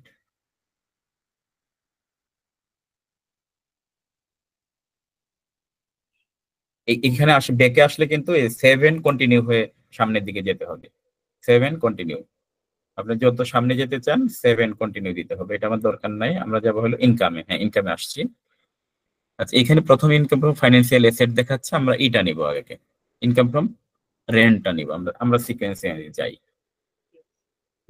income from rent, property 1, rent summary. Property 1 বলছে, বা rent summary add another property. আচ্ছা, এটা প্রপার্টি 1ই থাকুক, যেহেতু আমাদের একটাই প্রপার্টি যেটা আসছে। যদি এড করতে হয়, যে এড অ্যানাদার প্রপার্টি, আরো আছে কিনা, যে কয়টা লাগবে করা যাবে, কিন্তু আমাদের দরকার নাই, একটাই আগে দেই, রিমুভ। প্রপার্টি টাইপ, এটা কি টাইপের প্রপার্টি দেখে আমরা একটু দেখে আসি আবারও। এটা কি হাউস প্রপার্টি নাকি আদার প্রপার্টিতে দিব? বলছে সে গৃহ সম্পত্তি ভাড়া। হ্যাঁ, গৃহ সম্পত্তি ভাড়া, হাউস প্রপার্টি। 1,20,000 টাকা সে পায়। তাহলে সে আমরা এখন এন্ট্রি দিব, গৃহ সম্পত্তি হাউস প্রপার্টিতে এন্ট্রি দিব। Address of the property, address যেহেতু আমাদের অ্যাড্রেসের কথা বলে নাই, আমরা ধরে নিচ্ছি যে এটা কি বলে, এটা ধরেন যে এটা খিলগাঁও ধরলাম, সে খিলগাঁও, বা খিলগাঁও না দিলাম, আমরা এবিসি দিলাম। এবিসি, জায়গাটার নাম এবিসি, ঠিক আছে। ইজ ইট, আর আপনি তো এটা রিয়েল ফিল্ড পাবেনই, ওই এমপ্লয়ের অ্যাড্রেসটা কি, হ্যাঁ এগুলো তো ইনফরমেশন তো এটা থাকবে, এটা নিয়ে তো কোনো কনফিউশন নাই। এখানে যেহেতু দেওয়া নাই আমাদের, এটা মুখ্য বিষয় না, এই জন্য দেওয়া নাই, এটা জাস্ট আমরা সলভ করলাম আর কি। এখন আমরা যাব is it in any city corporation. আমরা যেহেতু বলেছি এটা নর্থ সিটি কর্পোরেশন, ইয়েস, আমরা ইয়েস ক্লিক করাই আছে। যদি নো হতো নো দিতাম, কিন্তু নো হবে না, ইয়েস হবে এটা। Okay, area occupied for personal use, হ্যাঁ আমরা যে বলেছিলাম যে তার 1500 স্কোয়ার ফিটের বাসা আমরা ধরে নিয়েছিলাম, হ্যাঁ যেহেতু উল্লেখ ছিল না, কিন্তু রিয়েল ফিল্ডে কিন্তু উল্লেখ থাকবে, মেনশন করা থাকবে। আপনার একটা বাসা আছে, একটা অ্যাপার্টমেন্ট আছে, কত স্কোয়ার ফিট আপনি কিন্তু জানবেন। এই ক্ষেত্রে আমরা ধরে নিচ্ছি যে area occupied for personal, total হলো 1500 ধরে নিচ্ছি, তাহলে ধরেন যে এটা 750 আমরা দিলাম, সে অকুপাইড, হ্যাঁ অকুপাইড মানে নিজে থাকে, area occupied for personal use. Total area of the property, total area ধরেন আমরা দিলাম হলো যে, আচ্ছা এটা অটো চলে আসছে, অসুবিধা নেই। পার্টিকুলার এরিয়া রেন্টেড আউট, মানে আমরা যে ভাড়া যেটা পেলাম এটা কত আমরা ধরে নিচ্ছি, যেটা এটা কিন্তু আমরা বসায় দিলাম। এটা আসছে কেন, এটা প্রবলেমটা আগে আমি একবার সলভ করেছি, যে যেহেতু প্র্যাকটিস করার আগে আপনাদের দেখাবো, এটা তো একটু যদি একবার আমি প্র্যাকটিস না করে নেই তাহলে কিন্তু এটা ভুল হবে, হ্যাঁ এই জন্য প্র্যাকটিস করা ছিল বলে এই ডেটাটা আমি লিখেছিলাম, এই জন্য চলে আসছে এখানে। এরিয়া রেন্টেড আউট 750, আমরা রেন্ট দেখালাম, স্কোয়ার ফিট কত 750, আমরা যে কত ধরেন আমার লজিক্যাল, এটা আমি 750 ধরা অর্থ কি, যে যেহেতু সে 1,20,000 টাকা বাড়ি ভাড়া পায়, তার মানে মান্থলি পায় কত 10,000, যদি অ্যানুয়ালি 1,20,000 হয়, মান্থলি হয় 10,000, আর 10,000 ভাড়ার জন্য এরকম স্কোয়ার ফিটের বাসা এনাফ। আমি জাস্ট অনুমান, আপনি যদি এটা 1500 দেন সমস্যা নেই, 1000ও দেন সমস্যা নেই, আমি এটা লজিক্যাল ধরে নিয়েছি আর কি। আর রিয়েল ফিল্ডে তো থাকবেই, ইনফরমেশন থাকবেই যে আসলে তার অ্যাকচুয়াল কত স্কোয়ার ফিটের বাসা, ঠিক আছে। এখন আমরা যাব হলো রেন্টাল পিরিয়ড, মান্থ কত মাস, যেহেতু আমরা ধরছি যে পুরো 1 বছরের ভাড়া পাইছে, 12 মাস দিয়ে দিব, ঠিক আছে 12 মাস, এটা আমরা ম্যানুয়ালি দিতে পারবো 12 মাস, এটা কিন্তু হ্যাঁ ডেটাটা ছিল বলে জাস্ট আসছে আর কি। Rental period months 12। আচ্ছা এনে কমার্শিয়াল কিন্তু নাই, এটা জিরো দিতে হবে, কমার্শিয়াল নাই, জিরো দিতে হবে, এটা জিরো না দিলে নিবে না সে। এটা যদি আমরা জিরো দেই, রেন্টাল মান্থস এটা 12 দেই। আচ্ছা অ্যানুয়াল রেন্ট কত, অ্যানুয়াল রেন্ট হলো 1,20,000 টাকা। আচ্ছা এখানে একটা ব্যাপার আছে, এখানে একটা ব্যাপার আছে, দাঁড়ান। তার গৃহ সম্পত্তি ভাড়া হতে 1,20,000 টাকা, সেটা পায় আর কি, আয় করে, আয় সুবিধাদি আয় উৎস কর্তন। আচ্ছা আমরা ধরে নেই যে 1,20,000 টাকায় যদি দেই কি হয় দেখি। এইখানে একটা ফ্যাক্ট আছে, 1,20,000 টাকা কিন্তু সে আয় করেছে, হ্যাঁ সে কিন্তু আয় করেছে, রিসিভ করেছে। আচ্ছা 1,20,000 টাকা দেই দেখি, এখানে একটু ফিরে আসতে হতে পারে আমাদের, আমরা দেখি যে আমরা কিন্তু রিয়েল ফিল্ডে কিন্তু ইনফরমেশন গুলি ক্লিয়ার থাকবে, আমরা ক্লায়েন্টের কাছ থেকে জেনে নিতে পারবো যে এটা আসলে আপনি ট্যাক্স কাটার আগে পেলেন না পরে পেলেন, নাকি রিপেয়ার এন্ড মেইনটেনেন্স কিভাবে, এগুলো কিন্তু আমরা বেসিকটা ভালোভাবে জানি। যেহেতু এটা প্রবলেম, এখানে অত ইনফরমেশন তো কিছু কিছু ইনফরমেশন গ্যাপ থাকে, কিছু অ্যাসেসমেন্ট বা অ্যাজাম্পশন করে যেতে হয়। অ্যানুয়াল রেন্ট আমরা 1,20,000 টাকা দিলাম, আর এটা যেহেতু কমার্শিয়াল নাই জিরো দিলাম। রেন্ট রিসিপ্ট 1,20,000, যেহেতু আমরা ভাড়া পেয়েছি আমরা 1,20,000-ই রিসিভ করেছি, দিলাম রেন্ট রিসিপ্ট, আর এখানে nil zero. Any charge paid by tenant, মানে ভাড়াটি আর কোনো চার্জ দিচ্ছে কিনা, অনেক সময় দেয় না আমাদের সার্ভিস চার্জ হিসেবে ভাড়ার বাইরে দেয় নাই, এটা জিরো, এটাও zero. Any other receipt no, অনেক সময় মানে ভাড়ার নাম না দিয়ে অন্য কোনো নামেও যদি আপনি রিসিভ করেন সেটা আছে কিনা, না আমরা কোনো রিসিভ করি নাই। যেমন ধরেন যে দারোয়ানের বাবদ নেয়, তারপর আপনার মেইনটেনেন্স বাবদ নেয়, লিফট বাবদ নেয়, এই ধরনের কোনো নেই, রিসিপ্ট নাই। ভ্যাকেন্সি অ্যানাউন্সমেন্ট নাই, মানে বলতেছে কোনো খালি ছিল কিনা, যেহেতু খালি জিরো দেখাচ্ছে এই জন্য যেহেতু আমরা অলরেডি 12 মাসকে আমরা দিয়েছি। এখানে যদি আমরা 11 মাস দিতাম তাহলে হয়তো দেখতো যে 1 মাসের আছে, ভ্যাকেন্ট আছে। টোটাল রেন্ট হলো 1,20,000 টাকা চলে আসছে। আচ্ছা, এই ক্ষেত্রে দেখেন একটা এক্সেমশন আছে। আমরা কিন্তু জানি যে আমরা এই পাশে দেখেন, ডান পাশে দেখেন রিপেয়ার এন্ড কালেকশন বাবদ কত 30,000 আসছে। 30,000 কেন আসলো? এটা যেহেতু একটা মানে রেসিডেন্সিয়াল পারপাজে ভাড়া হয়েছে, আর রেসিডেন্সিয়াল হলো কত পার্সেন্ট যায়, 25%। কমার্শিয়াল হলে রিপেয়ার এন্ড মেনটেন্যান্স বাবদ এক্সেম্পটেড পেত 30%। তার মানে 1,20,000 যেহেতু আমরা ভাড়া দেখাইছি, গ্রস ভাড়া, আর সে অলরেডি 30,000 টাকা, মানে 25%। হ্যাঁ, 25% কত হয়, মানে 4 ভাগের 1 ভাগ, 30,000 টাকা। 1,20,000 টাকাকে যদি আপনি 1/4 বা 4 ভাগের 1 ভাগ করেন, 30,000 টাকা হয়, তাই না? 30,000 টাকা সে রিপেয়ার এন্ড মেনটেন্যান্স বাবদ অটো সে ডিডাক্ট পেয়েছে। তাহলে তার নেট ভাড়া কত দেখেন, ডিডাক্ট পেলো 30,000 টাকা, 25%। তাহলে সে তার নেট টোটাল রেন্ট হলো ডিডাকশন, আপনার ডিডাকশন 90,000 টাকা। এখানে একটা কনফিউশন, যেটা হলো ওই মিস পূর্ণিমা কিন্তু 1,20,000 টাকাই ওই, মানে এইখানে প্রবলেমে যেটা আমরা করছি, দেখেন এখানে একটা জিনিস, এখানে দেখেন আমরা এরা কি করলো। চাকরি হতে আয় তো আমাদের শেষ, মিলে গেছে। ভাড়া হইতে আয় কিন্তু সে 1,20,000 টাকাই ট্যাক্সেবল ইনকামে আনছে, ঠিক আছে? ট্যাক্সেবল ইনকামে আছে, তার মানে কি আমরা এক্সেমশনটা কিন্তু সে বাদ দেয় নাই। খেয়াল করছেন আপনারা? ভাড়া হতে আয় 1,20,000 টাকাই ট্যাক্সেবলে চলে আনছে। তার মানে কি, যে ওই যে 1/4 যেটা 25% যেটা, সেটা কিন্তু কাটার পরে সে 1,20,000 টাকা পাইছে। এই প্রবলেমে কিন্তু ওই ডিটেলটা বলে দেয় নাই, আর আমরা রিয়েল ফিল্ডে কিন্তু এটা আমরা জানবো, ঠিক আছে? দ্যাট মিনস যেহেতু আমরা এই প্রবলেমটার সাথে আমরা আমাদের যে সিস্টেমের প্রবলেমটা আমরা ম্যাচ করাবো, এই জন্য এরা যেভাবে করছে, যদি এরা যে রুলস এ করছে বা যে এজাম্পশন নিয়ে করছে, আমরা সেম এজাম্পশনই যেতে হবে। তা নাহলে তো দুইটা ডেটা ম্যাচ করবে না, আর ম্যাচ না করলে তো আমরা কনফিউজড হয়ে যাব যে আসলে আমরা সঠিক করলাম কিনা। আমরা সঠিক করার জন্য আমরা এটাও কিন্তু একটা যুক্তি আছে, আমরা যেটা যাব যুক্তি আছে। আমরা ধরে নি তাহলে কি 1,20,000 টাকা সে যদি নেট ভাড়া পায়, মানে ট্যাক্সেবল ভাড়া যদি হয়, তাহলে কি হবে, এটাকে 1,20,000 টাকাকে এইভাবে করতে হবে না, গ্রস আপ করে নিতে হবে না? ভাড়া পাইলো কি সে 1,20,000, 1,20,000, 1,20,000 কি যদি 25% ডিডাক্ট হয়ে থাকে, তাহলে এটা কি 75% না এটা, তাই না?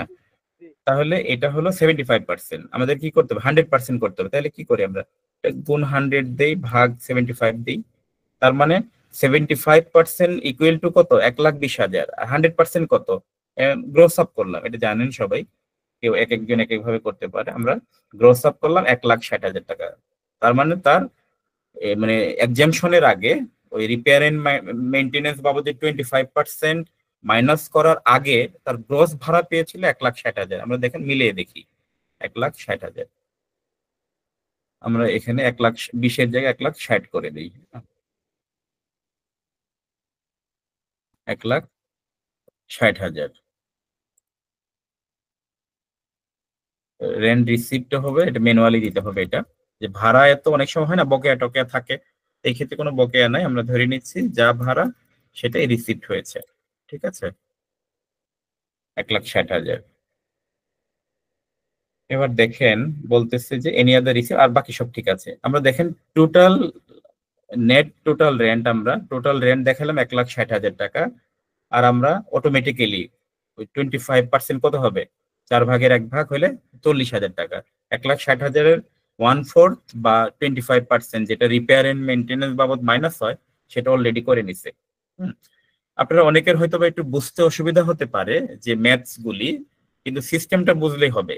আর ম্যাথস গুলি আপনারা যারা এবার আইটিপি কোয়ালিফাইড করছেন, তাদের মাথায় কিন্তু এগুলো প্র্যাকটিস আছে। ম্যাথস, অনেক ম্যাথস আপনারা সমাধান করছেন, সলভ করছেন, আপনাদের মাথায় আছে। কিন্তু অন্যদের যারা দুই একজন ব্যবসায়ী আছে বা যারা এই ক্যালকুলেশন গুলোর সাথে অত বেশি ফ্যামিলিয়ার না, আমার কাছ থেকেই প্রথম শুনছেন যে ইয়েগুলি, ওই রুলস বা বিধিবিধানগুলি, তারা কিন্তু একবার শুনে কিন্তু মাথায় থাকবে না, তাদেরকে একটু পড়তে হবে। যখনই আপনার বই পড়বেন তখনই আমার কথার সাথে দেখবেন যে এটা সিনক্রোনাইজ হচ্ছে, আপনি একটা লিঙ্ক পাচ্ছেন, ম্যাচ করতেছে, তখন আপনাদের ভালো লাগবে যে হ্যাঁ ও ঠিক তো, স্যার তো এই কথা বলছেন।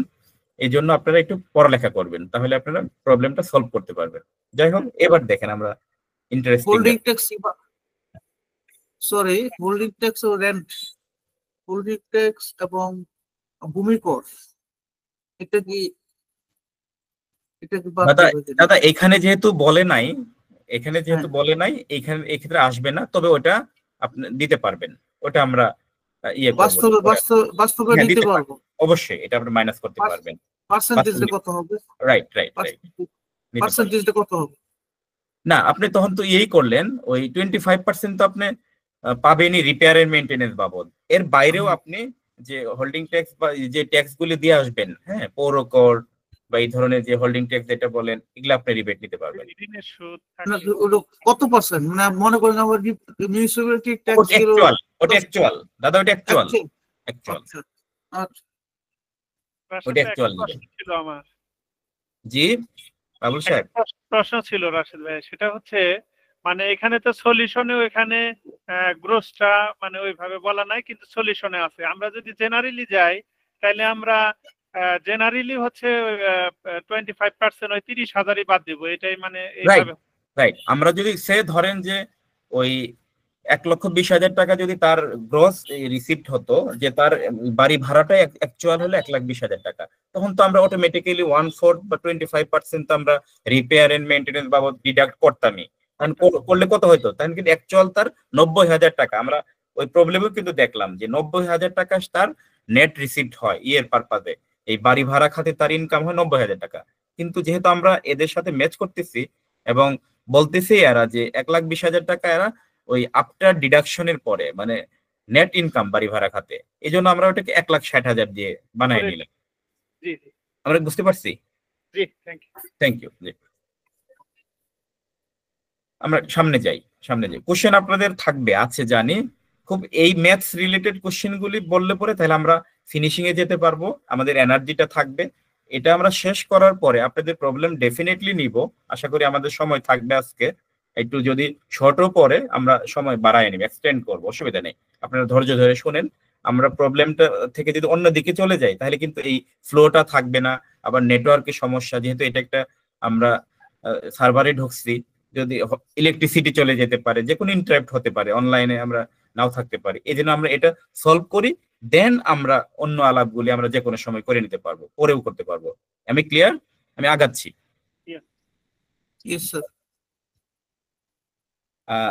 যেটা হলো আমরা এই ফিল্ডটা ফিল আপ করলাম, ওনাদের সাথে আমাদের মিলে গেছে, আমাদের ওই বুকসের সাথে মিলে গেছে যে আমরা 1,20,000 টাকা আমরা ট্যাক্সেবল ইনকাম আসছে, মানে হ্যাঁ ইনকাম আসছে। এখানে আমরা যাবো 7 কন্টিনিউ।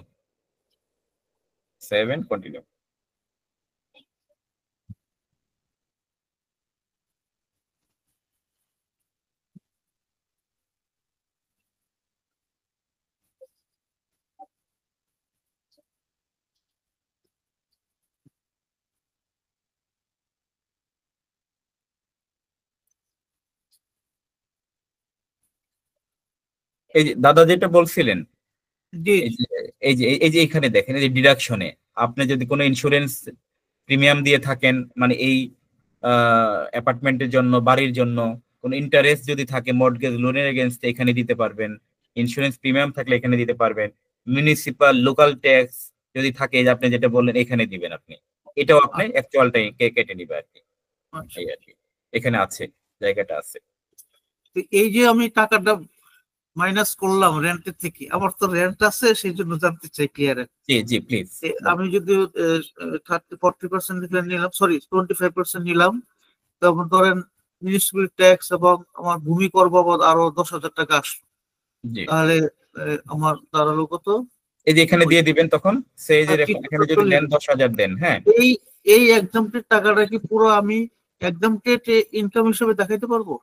এক্সামটেড ইনকাম, হ্যাঁ, আপনারা এখন তো দেখান লাগবে না, অটোমেটিক্যালি নিয়ে নিবে। দ্যাট মিন্স দেখাতে পারবেন, অবশ্যই দেখাতে পারবেন। ফর্মের শেষের পাতায় লেখা থাকে না একটা করে যে এক্সাম্পটেড হ্যাঁ হ্যাঁ অ্যামাউন্ট হ্যাঁ, থাকবে থাকবে, এখানেও থাকবে দাদা, এখানেও আছে। এই এই অ্যামাউন্ট গুলো এক্সাম্পটেড খাতে দেখাতে পারবো? হ্যাঁ হ্যাঁ হ্যাঁ হ্যাঁ হ্যাঁ, এখানে আসবে, আসবে আপনার Thank you. এক্সামশনটা আসবে, বা আপনি দেখে নিতে পারবেন। এটা আমি যেমন দিলাম, দেখেন যে মিউনিসিপাল ট্যাক্স 10,000 টাকা আপনি যেটা বললেন, তাহলে দেখেন যদি দেই, আমি যদি সেভ নেই, দেখেন এই যে 1,15,000 টাকা কিন্তু তার আসছে আপনার এখন ভাড়া, ঠিক আছে? তার মানে ওটাতে এক্সামটেড বটেই, এক্সামটেড বলেই তো এটা ইয়ে করে আসছে, দিচ্ছে, আসছে। right.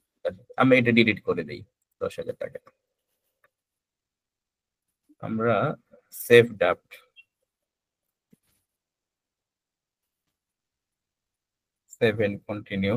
সেভেন কন্টিনিউ যাচ্ছে না কেন, সেভ হচ্ছে না কেন? নেট আছে তো নাকি? হ্যাঁ, নেট তো আছেই, নইলে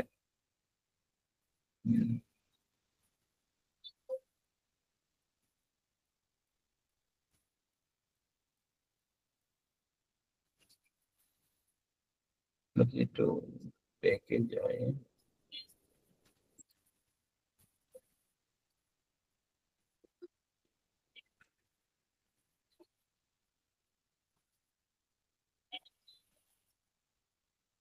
কেউ কথা বলছেন?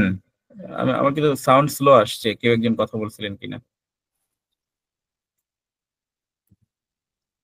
Income from rent,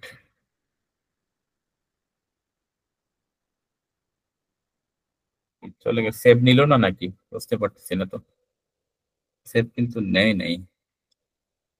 রেন্টের income from employment আছে কিনা দেখি তো। এমপ্লয়মেন্ট আছে, এমপ্লয়মেন্ট আছে, কিন্তু সেভেন কন্টিনিউ, হ্যাঁ এখন নিচ্ছে, এখন নিচ্ছে। আমি জানি না যে রেন্টটা কি আছে কিনা, সম্ভবত রেন্টটা আনফরচুনেটলি আবার দিতে হবে। সেভ নেই নেই তখন, হ্যাঁ সেভ নেই নেই, সেভ ড্রাফট হয়নি মনে হয়। সেভ ড্রাফট হয়নি, রাইট, হতে পারে। এটা টেকনিক্যাল সমস্যা তো আমরা হওয়ার হামেশাই ফেস করি, এটা তো একেবারে রেগুলার হতে পারে, এটা আমাদের জন্য আনফরচুনেট। আমি 1 মিনিটই করে ফেলবো ইনশাল্লাহ, আপনারা খালি দেখেন, আমি আর কথা বলছি না। প্রপার্টি টাইপ হাউস প্রপার্টি, আর এজ ইট ইজ আমি দেই, আপনার যদি ভুল করি তাহলে আপনি বললেন, ঝটপট আমি আগাচ্ছি। Address of the property,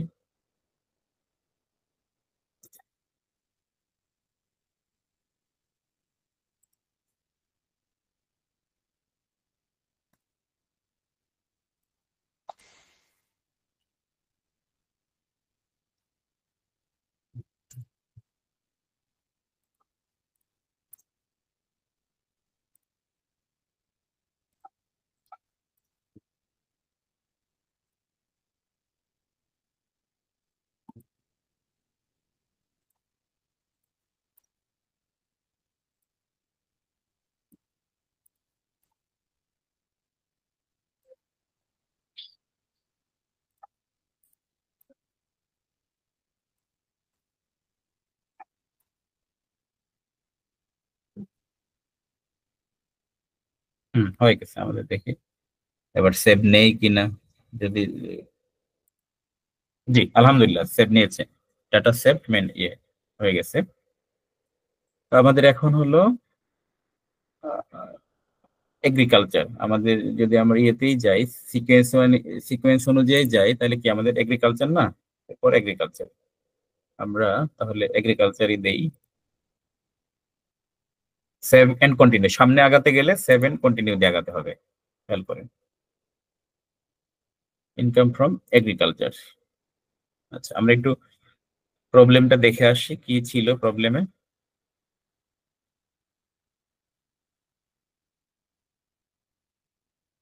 problem হলো যে কৃষি খাতে 50,000 টাকা সে আয় করেছে। হ্যাঁ, আমরা যেহেতু প্রবলেমটা এর আগে আমি সলভ করেছি এবং ইনপুট দিয়ে আমি টেস্ট করেছি যে ঠিক আছে কিনা, আমি তখন আমার কাছে ভুলটা ধরা পড়ে, ওই যে ইয়ে এন্টারটেইনের মতো, যে ওইখানে উপরে বলছিল 500 টাকা, আবার সলভ যেখানে করছে ওরা 300 টাকা দেখাইছে আর কি। আমরা ওরা যেটা দেখাইছে আমাদের সেটাই নিতে হবে। কৃষি খাতে 50,000 টাকা, কিন্তু অ্যাকচুয়ালি ওরা নিচে দেখেন কত, কৃষি খাতে আয় দেখাইছে 60,000 টাকা। এই যে তার মানে প্রিন্টিং মিস্টেক আছে উপরের পার্টটুকুতে। হ্যাঁ, প্রিন্টিং, আমরা যেহেতু এদের সাথে ম্যাচ করছে, আমরা 60,000 টাকায় নিব। 60,000 টাকা কৃষি খাতে আয়। আচ্ছা, এগ্রিকালচার টাইপ টাইপ দেই, ধরেন যে এটা বলতেছে cultivation, income from farming, production T, rubber, other agriculture income, special agriculture. যেহেতু এগ্রিকালচার বলছে ডিরেক্ট, আমরা কাল্টিভেশন কৃষি থেকে একদম যে জমি চাষ করেই পাইছি বললাম। টোটাল কাল্টিভেশন এরিয়া, এটা জমির পরিমাণ তো দিতে হয় যে আপনি কত স্কোয়ার ফিট বা ডেসিমেল অথবা একর জমি থেকে আপনি এই ইটা চাষ করলেন। আমি ধরলাম যে 1 দিলাম, আর ইটা কি ইউনিটটা একর দিলাম, 1 একর মানে 3 বিঘা বা 1 এরিয়া যেটা বলে আর কি। আর আপনি এসএসসি তো আপনাকে বলবে যে কতটুকু জায়গা থেকে এই ইনকাম করছে। আমি জাস্ট অ্যাসেসমেন্টের খাতিরে এই ফিল আপ করার খাতিরে এটা আমি সামনে দিয়ে দিলাম যে 1 একর দিলাম, আর ইউনিটটা তো একরই। পার্টিকুলারস অফ প্রোডাক্টস কি প্রোডাক্টস আপনি ইয়ে করছেন, কাল্টিভেশন করছেন। আমি ধরে নিলাম এটা রাইস, আপনি দিতে পারেন wheat, whatever the chilli দিতে পারেন, যেটাই হোক, ভেজিটেবল দিতে পারেন, সেটা আমি রাইস দিলাম। মেইনটেইন বুকস অফ অ্যাকাউন্টস, আপনি কি কোনো বুকস অফ অ্যাকাউন্টস মেইনটেইন করেন? সাধারণত কি কৃষি ক্ষেত্রে এত বুকস অফ অ্যাকাউন্টস কেউ মেইনটেইন করে না। আমরা যদি গ্রামে যাই বা আমাদের যারা এই কাজের সাথে ইনভলভ, আমরা দেখি যে সাধারণত করে না। যদি করে ইয়েস দিলে সেটা একরকম হবে, তাহলে আপনার বুক কিপিং মেইনটেইন ডেটা দিতে হবে। আমরা ধরে নিলাম, ডিক্লেয়ার দিলাম যে নো, মেইনটেইন করে না, নো দিলাম, নো দেওয়া আছে, নো দিলাম। ইনকাম সামারি, সেলস প্রসিড, কত টাকা সেলস করলাম, আমরা কিন্তু 60,000 টাকা ইয়ে পাইলাম, মানে ইনকাম হয়েছে sales proceed. Cost of production, এক্ষেত্রে যেহেতু আমরা নেট পাইছি 60,000 টাকা, আমরা এক্ষেত্রে কস্ট অফ প্রোডাকশনটা 0 দিব, যে আমাদের আর তো এখানে কোনো কস্ট অফ প্রোডাকশন নাই। আমরা যদি এটাকে সে ফর এক্সাম্পল বলতাম যে 1 লক্ষ টাকা সেলস প্রসিড করলাম, আর এদিকে এরকম করা যায়, অসুবিধা নেই। আমরা যদি 1 লক্ষ টাকা যদি ইয়ে করি, আসলে আমরা 60,000-ই দিয়ে দিই, যেহেতু আমাদের খাতাপত্র মেনটেন করি না, আমরা ধরেই নিচ্ছি 60,000 টাকায় আমরা নেট সেলস, এটা ঠিক আছে। তাহলে কস্ট অফ প্রোডাকশন 0 আসবে, আদার অ্যালাউয়েবল ডিডাকশন নাই, নেট ইনকাম, আমাদের নেট ইনকাম হলো 60,000 টাকা, এই জন্য 60,000 টাকা আনলাম আর কি। আমরা যাই এখন 7 কন্টিনিউ করি, সেভ সাকসেসফুলি। এবার আমাদের আরেকটা ইনকাম আছে, 3টে হয়ে গেল, স্যালারি গেল, আপনার হাউস রেন্ট গেল, এগ্রিকালচার গেল, আরেকটা হলো ইনকাম ফ্রম ফাইন্যান্সিয়াল অ্যাসেটস আছে। ফিনান্সিয়াল অ্যাসেটস, ফিনান্সিয়াল অ্যাসেটস কি আছে, টাইপটা হলো টাইপ, আমরা একটু দেখে নেই কি কি ফিনান্সিয়াল অ্যাসেট ছিল। ফিনান্সিয়াল অ্যাসেটস হলো আপনার বলা হচ্ছে আইসিবি মিউচুয়াল ফান্ড হতে লভ্যাংশ, আমরা মার্ক করেছিলাম, কিন্তু আইসিবি মিউচুয়াল ফান্ড থেকে লভ্যাংশ 1.5 লক্ষ টাকা, আর ব্যাংক সুদ খাতে আয় হলো 1,10,000 টাকা আয়। আইসিবি মিউচুয়াল ফান্ড আগে দিই, আর bank loan 1 lakh, bank interest 1,10,000, লভ্যাংশ হতে প্রাপ্তি 1,50,000। দেখি এখানে আমরা ফাইন্যান্সিয়াল অ্যাসেটস টাইপটা এখানে আছে, আমরা ক্লিক করি। দাদা ভালো বলতে পারবে, ব্যাংকার মানুষ, সিনিয়র ব্যাংকার, জিএম, উনি ভালো বলতে পারবে। ইন্টারেস্ট ফ্রম সঞ্চয়পত্র, ইন্টারেস্ট ফ্রম সঞ্চয়পত্র, পেনশনার্স, ইন্টারেস্ট ফ্রম, আচ্ছা interest from profit, bank profit যেটা আছে, ব্যাংক ইন্টারেস্ট, এটা দিয়ে দেই আগে, যেটা সামনে পেলাম এটা আমরা দিয়ে দেই। সিলেক্ট যে ব্যাংক, ব্যাংকের নাম এটা তো আমাদের থাকবে ব্যাংক স্টেটমেন্টে, আমরা ধরে নিচ্ছি যেহেতু প্রথম আছে এবি ব্যাংক পিএলসি, এটাই দিলাম। আর সিলেক্ট টাইপ, অ্যাকাউন্ট টাইপ, অবশ্যই এটা আমরা সেভিংস অ্যাকাউন্টই ধরে নিব, যেহেতু এটা একজন ব্যক্তির, বিজনেস না। ব্রাঞ্চ নেম দিয়ে দিলাম, এবিসি দিয়ে দিলাম একটা ব্রাঞ্চ। অ্যাকাউন্ট নাম্বার 1 2 3 দিয়ে দিলাম। আপনি তো রিয়েল ফিল্ড যেটা থাকবে এটা দেখে ইনপুট দিবেন। গ্রোস ইন্টারেস্ট কত, এখানে একটু দেখে নিই আমরা। এখানে বলেছে যে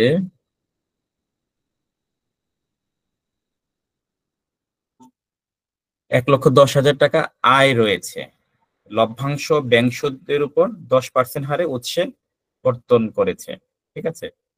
তাহলে একটু আমরা দেখি ওরা কি এটা কি গ্রোস ধরছে নাকি ধরছে। ওরা সম্ভবত 1,50,000, 1,10,000, হ্যাঁ এটাই ধরছে, ঠিক আছে।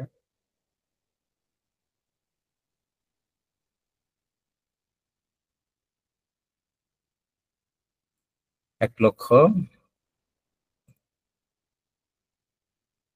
Bank interest 1,10,00,000।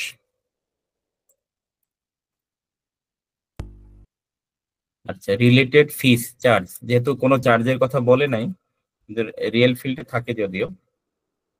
টিডিএস, টিডিএস কত? 1,10,00,000 যদি গ্রস ইন্টারেস্ট হয়ে থাকে তাহলে টিডিএস কত কাটছে? 10% কথা কিন্তু বলে রাখছে ওরা, তাই না? তাহলে এটা 11,000 টাকা স্যার। 11,000 টাকা। Year of balance, year end balance 0 দিয়ে দিলাম, যেহেতু আমাদের উল্লেখ নাই, এটা অ্যামাউন্ট লিখতে হবে। আচ্ছা, আর যদি এক্সট্রা আরো থাকতো তাহলে অ্যাড দিলেই হয়ে যেত।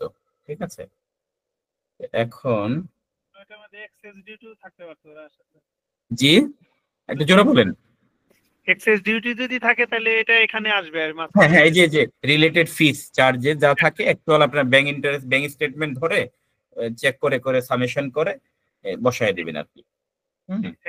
দ্যাট মিনস আরেকটা বিষয় কিন্তু আমি ক্লিয়ার করি, আগেও বলছি যে আমাদের এই রিটার্নটা করার আগে যাবতীয় ডকুমেন্টস ক্যালকুলেশনস করে নেওয়াটা উত্তম হবে। ডকুমেন্টস তো লাগবেই, ক্যালকুলেশনও করে নিতে হবে, তা না হলে সফটওয়্যারে ঢুকে তো আর আমরা এই এত কাজ করতে গেলে ডিলে হয়ে যাবে, আগেই করে নিব। তো এখন আমাদের এটা একটা গেল, আরেকটা আছে ওই যে মিউচুয়াল ফান্ডের কথা, আমরা এটা ইয়ে করি,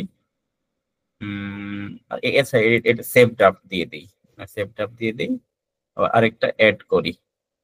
এখানে অ্যাড দরকার নাই, আমাদের হলো ফাইন্যান্সিয়াল অ্যাসেটস টাইপ, আরেকটা টাইপ ইয়ে করি, ওই মিউচুয়াল ফান্ড কোনটাতে দেওয়া আছে, ইন্টারেস্ট ফ্রম সঞ্চয়পত্র, interest from other then pensioner, pensioners, interest from bank interest গেল, treasury bill, securities, TDS, dividend, interest from any other securities, securities subject to interest from any other securities, এটাতে দেওয়া যায়, তাই না? এটাতে দেওয়া যায়, এটা অসুবিধা নাই, এটা আপনার কোনো অসুবিধা নেই, আপনার অ্যাকচুয়ালি বুঝে আপনি দিয়ে দিবেন, সমস্যা নেই। এটা আমরা দিলাম, একটা আগাতে হবে যেন দিয়ে দিলাম কাছাকাছি একটা, তাইলে আপনার পার্টিকুলার্স দিলাম, PQR দিলাম, পেমেন্ট না ভুল করলাম মনে হয়, interest from any other securities, financial assets, payment type না, এটা হবে না, particulars। আচ্ছা, particulars দেওয়া যায়, আমরা একটু দেখি। গভর্নমেন্ট বন্ড সিকিউরিটিজ খাতে যেতে পারে ভাই।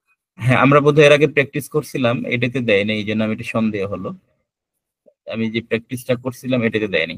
ইন্টারেস্ট ফ্রম সঞ্চয়পত্র, ইন্টারেস্ট প্রফিট গেছে, ট্রেজারি বিল, বন্ড, বন্ড দেওয়া যায় দাদা? বন্ড দেওয়া যায়, বন্ড দেওয়া যায়, বন্ড দেখি আমি দেওয়া যায়। ডিভিডেন্ড, আচ্ছা দিলাম, অসুবিধা নেই, যেটাই দিই, treasury bond, selected bank, treasury bond, branch name সম্ভবত এটাই দিয়েছিলাম, হোয়াটএভার। হ্যাঁ, PQR দিলেন, একটা কিছু দিলাম, অ্যামাউন্ট, অ্যাকাউন্ট নেম 1 2 3 4 দিলাম, গ্রোস ইন্টারেস্ট, 1,50,000, তাই না? যদি ভুল না করি 1,50,000।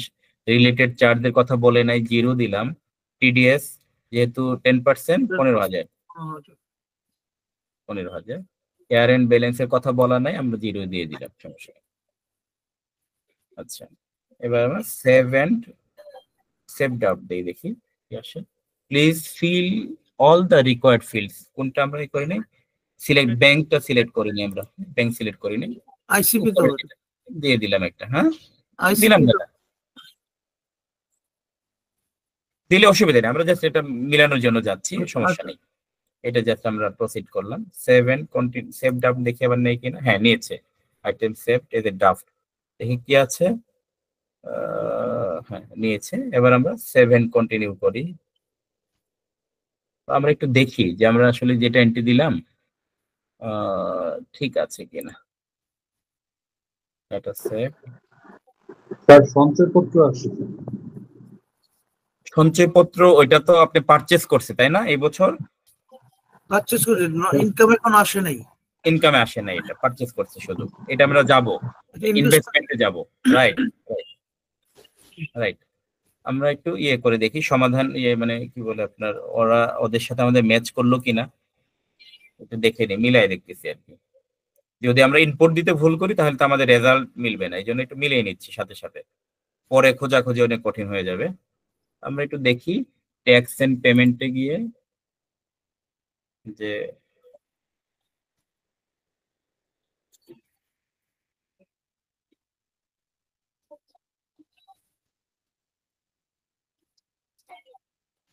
ও আচ্ছা, এখানে দেখা দরকার নেই, আমরা তো ইয়ে ইনকাম দেখিয়ে দিলাম যে ওরাও কত 15,000 ইয়ে দেখি, এখানেই তো আছে, এখানে আছে। আমরা ওরা কি নিচ্ছে, আইসিবি 1,50,000 টাকা, মিউচুয়াল ফান্ড হতে লভ্যাংশ, আর ব্যাংক সুদ হতে 1,10,000, 2,60,000। আমাদের কি 2,60,000 তো আমরা হলোই, আমরা যেহেতু দুটোই নিলাম 2,60,000 হলো। ফাইন্যান্সিয়াল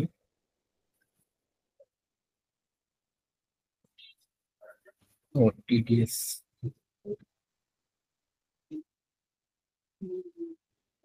এবার আমরা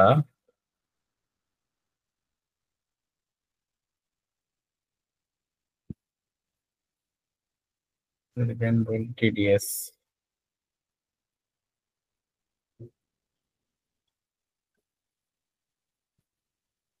তার মানে আমাদের ইনকাম গুলি সব কিন্তু হয়ে গেল। হ্যাঁ, এখন আমরা দেখি তো ট্যাক্স এন্ড ইয়েতে গিয়ে আমাদের টোটাল ইনকাম দাঁড়ালো হলো 8,35,000, এক্সামিশনের তো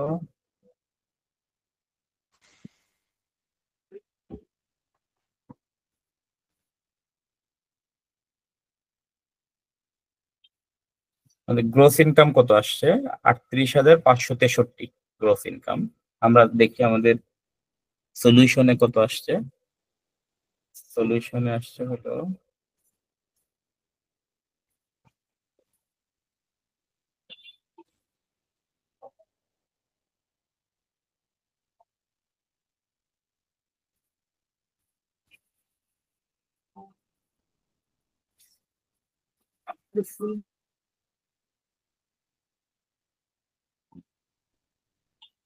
আচ্ছা, এত টাকার উপর যাই করবে এত টাকা রিবেট। আচ্ছা, আমরা রিবেটটা দিয়ে আসি, রিবেটটা দিয়ে আসি।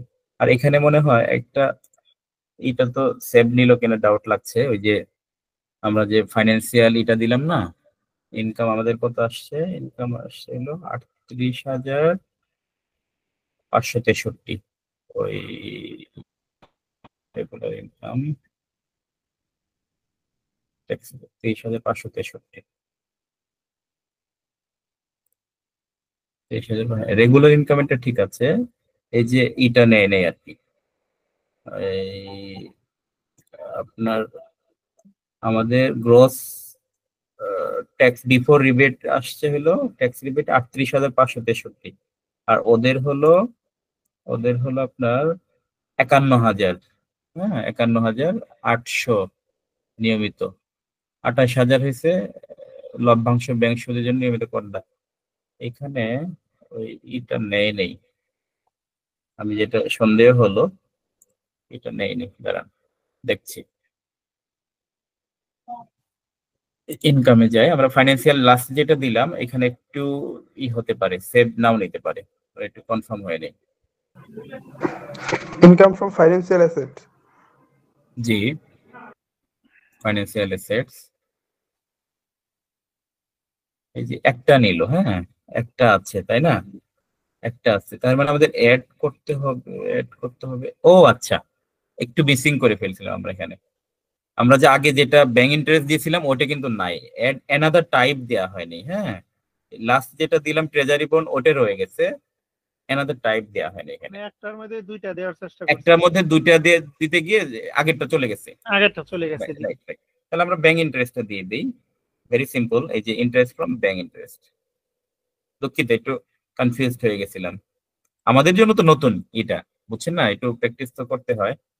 সিলেক্ট এ ব্যাংক, আর এটা হলো branch name, select account type, select এ ব্যাংক দিলাম, অ্যাকাউন্ট টাইপ ধরেন যে এটা সেভিংস অ্যাকাউন্ট দিলাম, ব্রাঞ্চ নেম PQR দিলাম, অ্যাকাউন্ট নেম নাম্বার দিলাম 12345, আর গ্রোস ইন্টারেস্ট হলো 1,10,000, তাই না? ভুল না করলে আমরা, সঞ্জয় বলছিলেন এর আগের বার যে 11,000 টাকা হবে, মাথায় আছে, TDS এয়ারএন পেমেন্ট 0। এবার দেখি 7 কন্টিনিউ দেই, ইনকাম ফ্রম ফাইন্যান্সিয়ালস,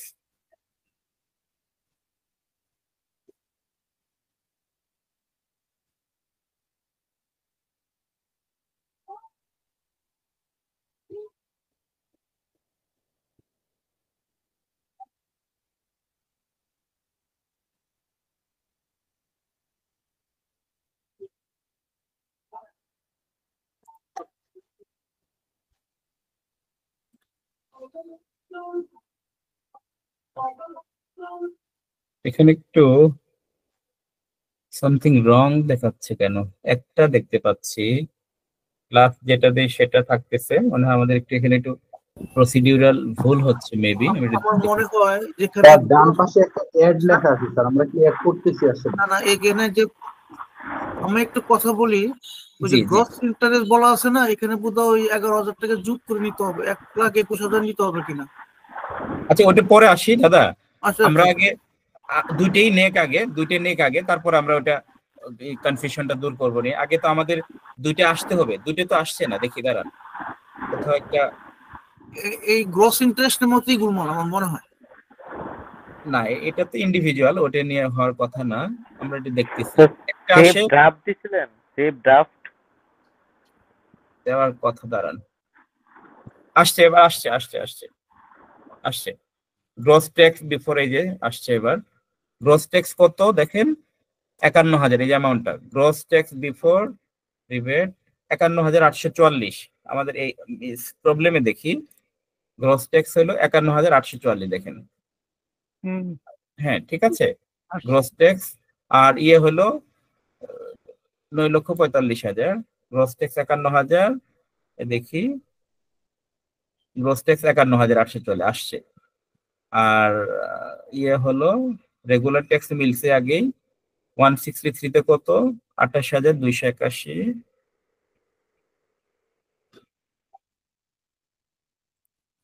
28,281 মিলে গেছে। হ্যাঁ ঠিক আছে, তার মানে আমাদের লভ্যাংশ ব্যাংক সুদ আয় নিয়মিত করতে এত। আচ্ছা ঠিক আছে, এবার আমরা রিবেটে যাই। হ্যাঁ রিবেটে যাই, দেখেন রিবেটে যাই, ঠিক আছে। ওইটা বোধহয় আমরা দেখতে ভুল করতেছি, বা দেখে নিব পরে, পরে দেখবো। স্যার সার্চ অপশন এখন আসবে নাকি পরে ওটা?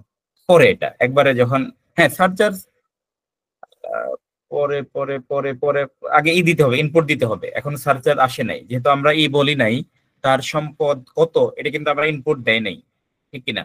ইনপুট কিন্তু এখনো দেয় নাই। আর সার্চার্জটা এক্ষেত্রে ক্যালকুলেশন হবে তার মোট সম্পত্তির উপরে। মোট সম্পত্তি যেহেতু আমরা এখনো ইনপুট দেয় নাই, বা এটা যেহেতু নতুন এই এসএসসি তো ইনকাম ইয়েতে আপনার অনলাইনে তো নতুন দিচ্ছে প্রথমবার, তার কোনো প্রিভিয়াস ডেটা নাই। হ্যাঁ যখন আগামী বছর দিবে আবার পুনরায়, তখন কিন্তু প্রিভিয়াস ডেটা থাকবে, এই জন্য এখানে কিন্তু এমটি আছে, ঠিক আছে। আমরা এখন চলেন ইয়েতে যাই, ওই রিবেটে যাই।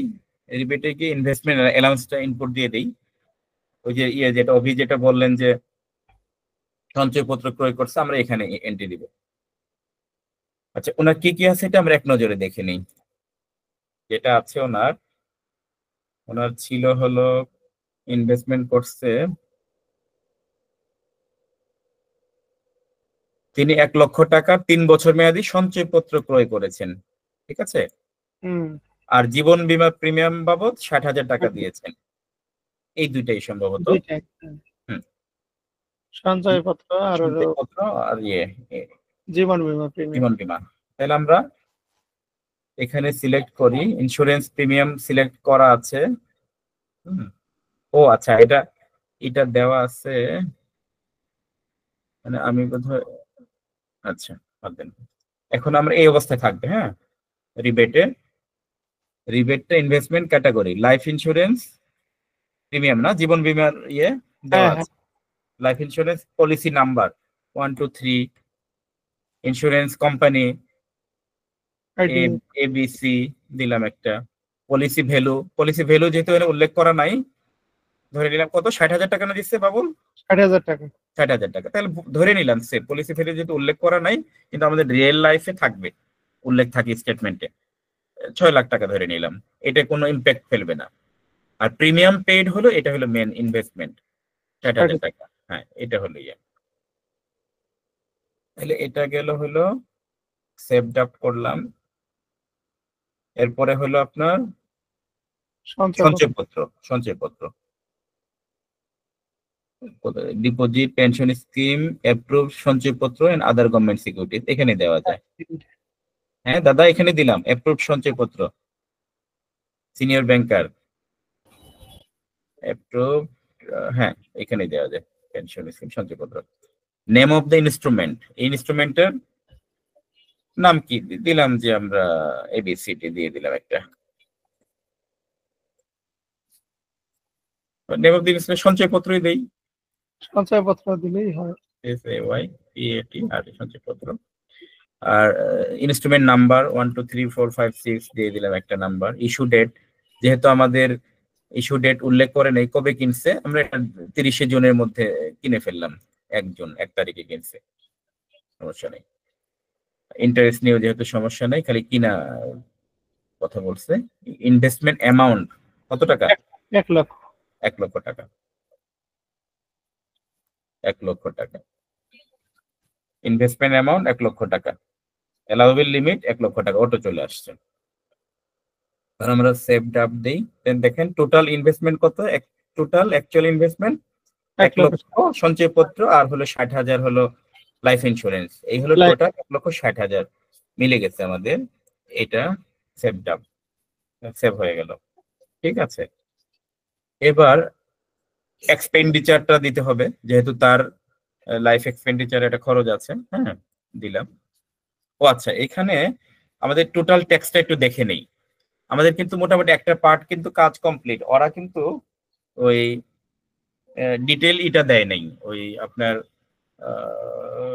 IT 10B যেটা ডিটেলটা ওরা করে নাই, আমাদের করতে হবে। আমরা একটু ট্যাক্সটা মিলিয়ে নেই, আমরা কিন্তু সব খাতে ইনপুট দেওয়া হয়ে গেছে। দেখেন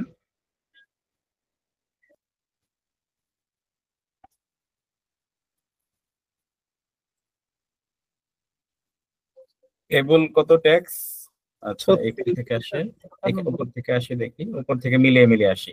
এটা যেহেতু আমাদের দেখেন গ্রস ট্যাক্স টেবল কত, বিফোর ট্যাক্স রিবেট 51,844। আমরা এই পার্টটা শেষ করি, এটা ইম্পর্টেন্ট পার্ট। এর আগেও যদি দেখছি, আবার একটু ফাইনাল ভাবে দেখে নিই।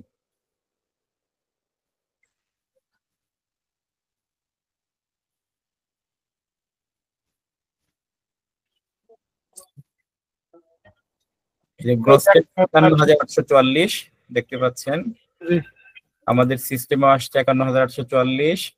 Tax rebate 24,000।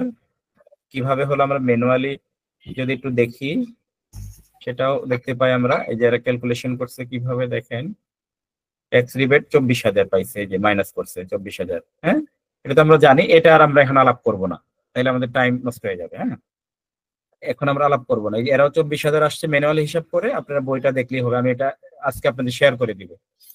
হ্যাঁ, তাহলে এটা মিলিয়ে দেখতে পারবেন। এই কর রেয়াত 24,000, তাহলে নেট প্রদেয় কর কত, 27,844। দেখি ঠিক আসছে কিনা আমাদের, এই যে 27,844, ঠিক আছে। Net tax rebate, net tax after tax rebate 27,844 আমাদের মিলে গেছে, ঠিক আছে এটা। আর এই যে দেখেন এখানে মিনিমাম ট্যাক্স 26,000 টাকা, ওই যে 11 আর 15 ইয়ে দিল না আপনার, অ্যাড সোর্সে কেটে রাখছে না TDS, ওই যে 11,000 হলো ব্যাংক ইন্টারেস্ট আর 15,000 হলো ওই সঞ্চয়পত্র, সরি কি বলে, ওই আইসিবি। হ্যাঁ 26,000 কেটে রাখছে। তার মানে আপনার সারচার্জ কিন্তু অটোমেটিক্যালি নেটওয়েল সারচার্জ এখানে আসার কারণ হলো একটা কারণে, এটা আমি আগেই করছিলাম তো এই জন্য। এখন আমাদের যেটা মেন কাজ হবে, এখন আমাদের ইয়ে দেখা, এই এক্সপেন্ডিচার এন্ট্রি দিতে হবে। এক্সপেন্ডিচারে অ্যাসেট লাইবিলিটি যেতে গেলে আগে তো এক্সপেন্ডিচার লাগবে। এক্সপেন্ডিচারে ধরেন আমি এটা আগে এন্ট্রি দিছিলাম, তো এটা মাইনাস করে নেই। সে আমার ওনার যে লাইফস্টাইল আপনারা জানেন যে আইটি 10B ফিল আপ করতে হলো ওই ব্যক্তির আয় এবং তার পারিবারিক স্ট্যাটাস, তার সম্পদ ইত্যাদির উপরে একটা বিবেচনা করে, আয়ের উপরেই মেনলি আর কি, যে তার কোন কোন খাতে কত টাকা টোটাল আয় আছে। আয় বুঝেই তো ব্যয় করতে হবে, খরচ করতে হবে, তাই না? তা আমি ধরে নিলাম যে তার আমরা টার্গেট করলাম তার কত, কে বলবেন যে কত টাকা করতে চান? হ্যাঁ, 5 লক্ষ টাকা। 40,000 হলে হ্যাঁ 5 লাখ। আচ্ছা, 5 লক্ষ টাকা আমরা এক হেডেই দিব না দাদা, আমরা ধরেন টোটাল 5 লাখ করব। হ্যাঁ, টোটাল যদি 5 লাখ করি, সে আমরা ধরেন এখানে expense for food, clothing and other essential এখানে দিলাম হলো, যদি আপনার 10,000 করেও হয়, ধরে নিলাম যে 1,20,000 টাকা দিলাম। ঠিক আছে, জাস্ট এটা ইয়ে করা, এটা কোনো রিয়েল না। আচ্ছা, অ্যাকোমোডেশন নিজের দরকার নাই। অটো অ্যান্ড ট্রান্সপোর্টেশন এক্সপেন্স ধরলাম যে 5,000 করে হলেও তো 60,000। আদার ট্রান্সপোর্টেশন দিলাম হলো 60,000। আর হাউস হোল্ড এন্ড ইউটিলিটি যেহেতু নিজের বাড়ি, তার তো ধরো ইলেকট্রিসিটি আছে 2,000 করে, 24,000। গ্যাস হলো 12,000। ফোন ইন্টারনেট 12,000, এটা দিলাম আর কি। স্টাফ এন্ড আদার এক্সপেন্সেস ধরলাম যে 10,000 করে হলো 1,20,000। তাহলে মোট হয়ে গেছে কত? 3,48,000। আমরা টার্গেট হলো 5-6, যেটাই করেন অসুবিধা নেই। আমরা ফেস্টিভ্যাল বোনাসে দিয়ে দিই বাকিটা। ঠিক আছে, বাকিটা কত? 3,48,000 থেকে যদি আমি 5 লাখ করতে যাই কত হবে? 51। Very good. তাহলে আমরা এডুকেশন এক্সপেন্সেস থাকবে না?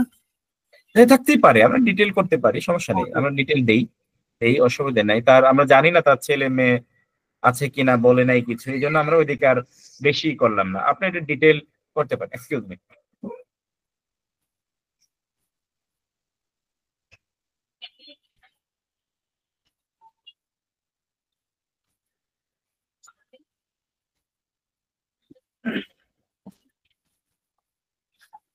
সরি, আমরা জাস্ট যেহেতু ইনফরমেশন জানি না, আমরা জাস্ট 5 লক্ষ টাকা তার লাইফস্টাইল স্ট্যান্ডার্ড ধরে আমরা টোটাল করতেছি। আরো ডিটেল দিতে পারেন, যেমন এই যে tax charge paid during the first 24 থেকে 30 জনের মধ্যে ট্যাক্স যদি পেইড করে থাকে, ধরলাম আমরা যে এর মধ্যেও কিছু গত বছরের ফাইন্যান্সিয়াল ইয়ারের পেড করছি, ধরলাম যে 50,000 টাকা এখানে আছে। Payment of tax at source, ওই যে সোর্স ট্যাক্স তো তার ছিলই, তাই না? ছিল ধরলাম যে কত, ওইদিকে হলো 15,000, 26,000 টাকা ছিল। জি, এটা আপনারা বুঝবেন, জাস্ট আমরা জিনিসগুলি আগাচ্ছি। 26,000 টাকা, তাহলে আর বাবুল কত লাগবে? 3,74,000 হয়ে গেল। ধরেন যদি 5 লাখ করতে চাই আমরা, 5,26,000। হ্যাঁ, সরি, আচ্ছা ঠিক আছে, তাইলে ক্যালকুলেশন করলাম না। 1,26,000 আমরা দিয়ে দিলাম, ওই 1,26,000 হলো ওই ফেস্টিভ্যালে দিয়ে দিই। ফেস্টিভ্যাল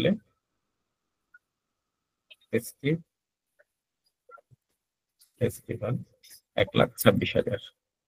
এটা বেশি হলেও কোনো অসুবিধা নেই, যে অ্যাকচুয়াল তার স্ট্যান্ডার্ড অনুযায়ী হবে। জাস্ট আমরা একটা অ্যামাউন্ট ছোট করে বসালাম যে অ্যাজাম্পশন করার জন্য, অঙ্কটা ফিনিশিং এ যাওয়ার জন্য। 7 কন্টিনিউ দিলাম। এবার আমরা যাব হলো জি, একটু প্রশ্ন আমার, যে 1 লক্ষ সঞ্চয়পত্র কিনলো ডিউরিং দ্য তার ইনকাম ইয়ারে, ওই 1 লক্ষ টাকা খরচের মধ্যে আসবে না? লাইফস্টাইলে আসবে। আমরা বাড়াই দেই তাহলে, আপনি যদি মনে করেন যে একটু বাড়াই দিই। কোন খাতে দেখাবে তা? কোন খাতে দেখাবো? এনি আদার এক্সপেন্সেস এ দেখাতে পারি। এনি আদার এক্সপেন্সেস দেখাবে না দাদা, এই ক্ষেত্রে এটা আমরা দিব না। এটা শুধু লাইফস্টাইল, পারিবারিক খরচ। ওটা তো ফিক্সড আছে, পারিবারিক খরচ, ওটা লাইবিলিটিসটা হবে হয়তো। হ্যাঁ, দেখি আমরা সামনে আগাই।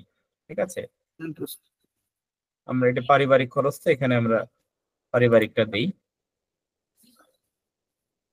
অ্যাসেট এন্ড লাইবিলিটিতে আমরা যাব। আচ্ছা, এক্ষেত্রে একটা দেখেন যে এই যে অ্যানুয়াল লিভিং এক্সপেন্সেস অলরেডি 5 লক্ষ টাকা চলে আসছে। হ্যাঁ, সোর্সেস অফ ফান্ড কিন্তু 9,45,000 টাকা অটো চলে আসছে, তার যত ইনকাম ছিল। এই যে ট্যাক্স এক্সেম্পটেড দাদা যেটা আপনি বলছিলেন, আসছে হলো 2,52,813। ঠিক আছে, আপনি যদি ওই যে বলছিলেন যে যদি ওই বাড়ির এগেনস্টে যদি কোনো ডিউটি বা ট্যাক্স কোনো ট্যাক্স যদি আরো দেয়, তাহলে এটার সাথে বেড়ে যেত। ওই 10 দিছিলাম, তখন 2,62,000 হয়ে যেত। দেখতে পাচ্ছেন স্ক্রিন, আশা করি চলে আসছে। হ্যাঁ, আচ্ছা, আমরা এক্ষেত্রে এই ফিগারটা আমি দিলাম না আর কি। তাহলে কি দাঁড়াবে? Net wealth at the last date of previous income year. এই লোকের প্রিভিয়াস ইনকাম ইয়ারে তার কত ছিল, এটা তো তার প্রথম তাই না? এখানে নাই তো, আমরা জানি না, ঠিক কিনা? জানি না, যেহেতু রিটার্ন এটা ম্যানুয়াল রিটার্নে পাওয়া যেত, এটা যেহেতু অটোমেটেড এখানে নাই, যেহেতু গত বছর সে ম্যানুয়াল দিয়েছে। আমরা তাহলে এটা একটু অ্যাজাম্পশন করে নিতে হবে।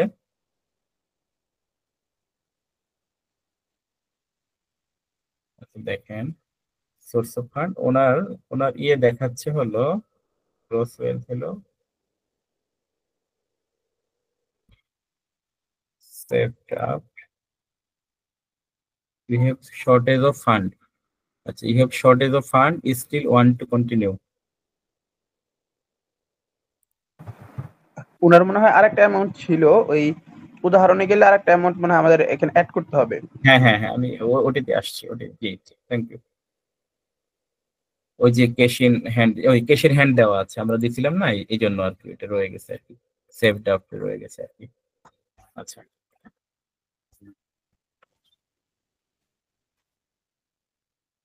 আচ্ছা, ওনার বলা আছে কি যে ওনার ওই 30শে জুন, দেখি আমরা এটা থিওরিটা দেখি যে 30শে June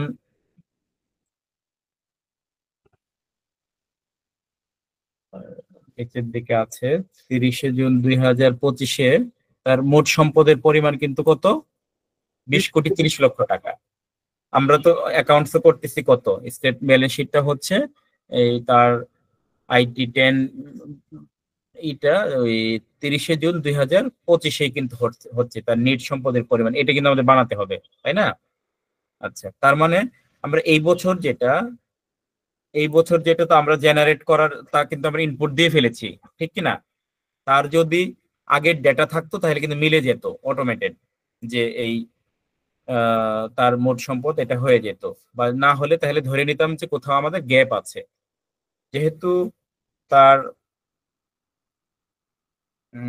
cash in hand difference কত, 6,58,000 আউটফ্লো, যেহেতু আমরা একটু সমস্যা হচ্ছে কেন, আমরা যে প্রথমে একটা এন্ট্রি দিয়েছিলাম, আগে কাজ করা ছিল তো, ওই ড্রাফটটা হয়তো বা কিছু জিনিস রয়ে গেছে, এই টিন দিয়ে ঢুকে আমরা এক্সামাইন করছি যে এই ম্যাথসটা আমরা প্রবলেম সলভ করতে গেলে কোথায় কোথায় কাজ করতে হবে, তা নাহলে আপনাদের দেখাতে গিয়ে সমস্যা হলে তো এটা সমাধান করা সম্ভব না। এই জন্য নেটওয়েলথ, আচ্ছা আমরা ধরে নিচ্ছি আমরা এইভাবে করতে পারি যে তার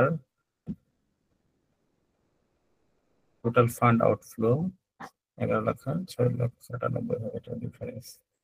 আমাদের টোটাল সম্পদ ওয়েলথ করতে হবে কত? 20,30,00,000। জি, 20,30,00,000 সোর্স অফ ফান্ড।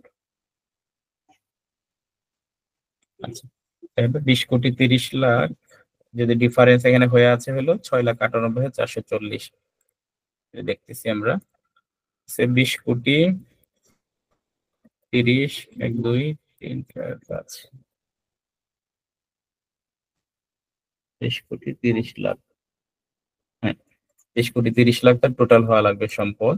আর এখানে ডিফারেন্স দেখাচ্ছে আমাদের ব্যালেন্স শিটে ডিফারেন্স দেখাচ্ছে হলো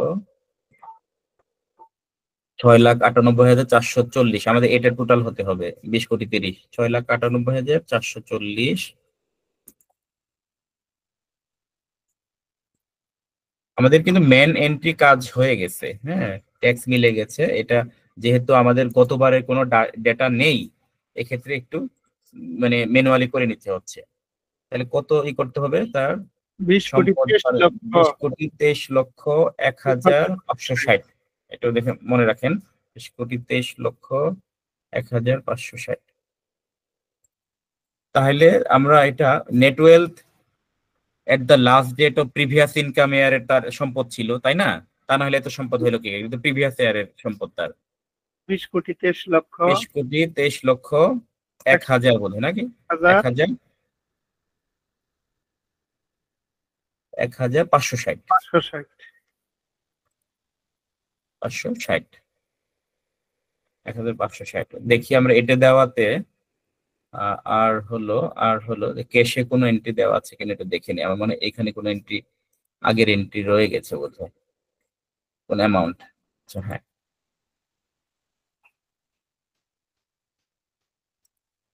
রাশেদ ভাই এখানে কিছু কমিয়ে ক্যাশে কিছু দেওয়া যায় কিনা?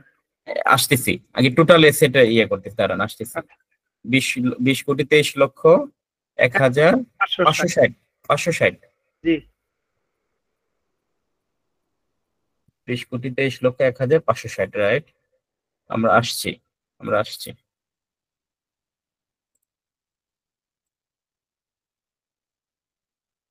এই যে ডিফারেন্স দেখেন 20,30,00,000 আমাদের ডিফারেন্স। তার মানে আমাদের সম্পদ ঠিকই হলো 20,30,00,000, আমরা করতে পারিনি। ওই তাহলে এটা কোথায় আছে? এটা ফান্ডটা কোথায় আছে? ক্যাশ ইন হ্যান্ডে আমরা ধরে নিচ্ছি হলো, যেহেতু বলে নাই যে তার বিল্ডিং পারপাজে তো আছে, মানে এসেট, ফিক্সড এসেটের যে মানে 20,23,30,00,000 টাকা, এটা তো বলে নাই যে এই সেগমেন্টে আছে, লাইক তার ফ্যাক্টরি, তার বিল্ডিং, হাউস প্রপার্টি, তার ল্যান্ড, তার ব্যাংকে তো আছে, এগুলো কিন্তু কিছুই বলে নাই। টোটাল বলছে 20,30,00,000 টাকা তার সম্পদ। এই ক্ষেত্রে আমরা ধরে নিচ্ছি তাহলে কি এটা ক্যাশ ইন হ্যান্ডে আছে। ক্যাশ ইন হ্যান্ড দিয়ে দিই। ক্যাশ ইন হ্যান্ড অ্যাসেটটা হলো ক্যাশ ইন হ্যান্ডে যাব। তাহলে 20,00,000,000 টোটালি ধরে নিচ্ছি আমরা 20,30,00,000 টাকা। যেহেতু ব্যাংক ব্যালেন্সের কথাও বলে নাই, আমরা জাস্ট এই পার্টটুকু কিন্তু এরা সলিউশন করে নাই, বুঝছেন? এই পার্টটুকু এরা শুধু সারচার্জ পর্যন্ত করে দিছে। 20,00,000,000 এই ডিটেলটা দেখায় নাই। 20,30,00,000 টাকা আমরা ধরে নিলাম যে এটা ক্যাশ ইন হ্যান্ড এবং ব্যাংক মিলায় রাখছে। আদার ডিপোজিট কোথায় আছে এগুলো বলে নাই, শুধু 20,30,00,000 টাকা তার সম্পদ আছে 30শে জুন 2025 এটা বলছে। আমরা এটাকে দেখেন ডিফারেন্স এবার কিন্তু 0 হয়ে গেল। এবার আমরা একটু সেভ ড্রাফট করি। এবার আমরা আসি যে আমরা এবার একটু রিটার্ন ভিউয়ে যাই, ঠিক আছে? আমরা যে এত ইনপুট দিলাম, কোথায় কিভাবে আছে আমরা একটু দেখি। এবার রিটার্ন ভিউ, এই দেখেন ওনার নাম টাম চলে আসছে, এটা প্রাইভেট যেহেতু আমরা দেখাইলাম না এই পার্টটুকু। এবার এখান থেকে দেখেন পার্টিকুলার অফ ইনকাম, এই যে ইনকাম ফ্রম এমপ্লয়মেন্ট আসছে। আমরা যেভাবে ম্যানুয়াল রিটার্ন দেখি দেখেন এইভাবে কিন্তু এই যে ইনকাম ফ্রম ফাইন্যান্সিয়াল অ্যাসেটস আসছে, ইনকাম ফ্রম রেন্টে আসছে, ইনকাম ফ্রম এগ্রিকালচারে আসছে, অবশ্যই মিলে গেছে। আমরা জাস্ট ভিউ করতেছি যে আসলেই অনলাইন রিটার্নটা কেমন এবং আমরা যেভাবে ম্যানুয়াল করে অভ্যস্ত সেভাবে কি দেখাই কিনা। আমরা দেখতে পাচ্ছি সুন্দর প্রেজেন্টেশন দেখা যাচ্ছে। ট্যাক্স কম্পিউটেশন, এই যে 51,000 গ্রস ট্যাক্স ট্যাক্সেবল ইনকামে 51,844, ট্যাক্স রিবেট 24,000, এগুলো তো মিলে গেছে, এখানে কোনো নেই। আমরা সারচার্জটা শুধু একটু দেখি। এই ট্যাক্স পেয়েবল হায়ার 27,844 হলো এটা আপনার ওই নেট ট্যাক্স পেয়েবল। সারচার্জ হলো পার্সেন্টেজ অনুযায়ী নিয়েছে। Total amount payable 36,197। এই যে 27,844 ছিল নেট ট্যাক্স, আমরা এইটুকু বোধহয় দেখি নাই আমরা এখানে। হ্যাঁ, সারচার্জটা আমরা দেখি নাই, এটা দেখে নেই, এই পার্টটুকু আমরা দেখি নেই। প্রদেয় কর ছিল 27,844, এর সাথে সারচার্জ হলো 8,353, একটু দেখে নেই আমরা। বলতেছে করদাতার নিট সম্পদের পরিমাণ 20,30,00,000 টাকা হওয়ায় প্রদেয় আয়করের 30% হারে সারচার্জ প্রযোজ্য। যেহেতু এটা আমরা জানি এটা স্ল্যাব আছে সারচার্জের, 4 কোটি টাকা উপরে গেলে একরকম 10 কোটি পর্যন্ত এর স্ল্যাব আছে। তার মানে এটা যে স্ল্যাবে পড়ছে ওই স্ল্যাব অনুযায়ী 30%। তার মানে এই 27,844 টাকা ছিল তার নেট ট্যাক্স পেয়েবল। হ্যাঁ, এটার সাথে আবার সারচার্জ 30% অ্যাড হলো, 8,353 অ্যাড হয়ে 36,197। আমরা দেখি আমাদের সিস্টেমে হলো কিনা। 36,197 মিলে গেছে, আমাদের মিলে গেছে।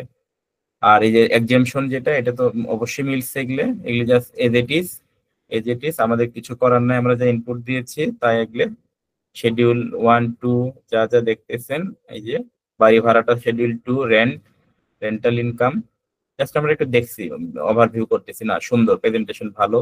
এই যে আমরা কাল্টিভেশন যেটা এগ্রিকালচার শিডিউল 3 তে আসছে, সব আসছে রিটার্নে, সব সুন্দরভাবে দেখাচ্ছে। জি, খুব সুন্দরভাবে আসছে, মানে সুন্দরভাবে আসছে। জি, এই যে লাইফ ইন্স্যুরেন্স দেখেন 60,000 আসছে, ইনভেস্টমেন্ট গভর্নমেন্ট সিকিউরিটিজ 1,00,000 টাকা আসছে, সবকিছু সুন্দরভাবে আসছে। এই যে rebate, amount of tax rebate 24,000 দেখাচ্ছে। হ্যাঁ, এই যে আমরা যেটা লাইফ স্টাইল দিলাম 5,00,000 টাকা, যেভাবে দিয়েছি সেভাবে আসবে, অসুবিধা নেই। এটা আপনারা জানেন, ভেরি সিম্পল ইস্যু। আচ্ছা, এবার আমরা এই দেখেন আইটি 10B তে আসছি আমরা। হ্যাঁ, অ্যাসেট লাইবিলিটি যে পার্টটুকু, যেটা আমরা মাত্র শেষ করলাম। Total income shown 9,45,00,000, exempted 2,52,000, source of fund 11,98,00,000, net wealth as last date of previous income ইয়ারে ছিল তার 20,23,00,000 টাকা। ঠিক আছে। আর এইবার এই যে যেটা ইনফ্লো, যেটা হলো 11,98,00,000 হয়ে 20,35,00,000 হলো, 5,00,000 টাকা তার লাইফস্টাইল খরচ। এবং আমরা যদি এর মধ্যে ধরে নিচ্ছি, আমরা এর মধ্যে এটাও আছে, তার ওই ইনভেস্টমেন্টও আছে। ঠিক আছে, তাহলে 20,30,00,000 টাকা তার হলো আর কি, ওই net wealth at the last date of this financial year 20,30,00,000 টাকা। টোটাল ওয়েলথ সম্পদ অ্যাসেট, টোটাল লাইবিলিটিস, ওয়েলথ হলো 20,30,00,000। আর এদিকে কি আছে আমরা দেখি। আর যেহেতু তার কোনো ওই ফার্নিচার বা এটসেট্রা কোনো কিছু দেখাই নেই, হ্যাঁ, যে আলাদা আলাদা এইভাবে যে 20,30,00,000 একবারই বলে দিচ্ছে যে এই পিরিয়ডে তার এত টাকা, যেহেতু বলে নেই, আমরা ব্যালেন্স শিটটা মিলানোর জন্য, ওরা কিন্তু ব্যালেন্স শিট দেয় নেই, আমরা এটা আপনাদের জাস্ট ইনপুট কিভাবে দিতে হবে, মিলাতে হবে কিভাবে, এই মেকানিজমটা আমরা এখানে দেখালাম আর কি। ক্যাশ ইন হ্যান্ড 20,30,00,000 টাকা জাস্ট মিলানোর জন্য দেখাইছি আর কি আমরা। অ্যাসেট লাইবিলিটি, এই যে total assets in Bangladesh, outside Bangladesh 20,30,00,000 সম্পদ, আর এই যে হলো আপনার টোটাল লাইবিলিটিস আউটসাইড বাংলাদেশ মিলে গেল আর কি। আচ্ছা, এবার আমরা দেখেন যে ওনার কিন্তু ছিল আরেকটা জিনিস আপনাদের দেখাতে হবে।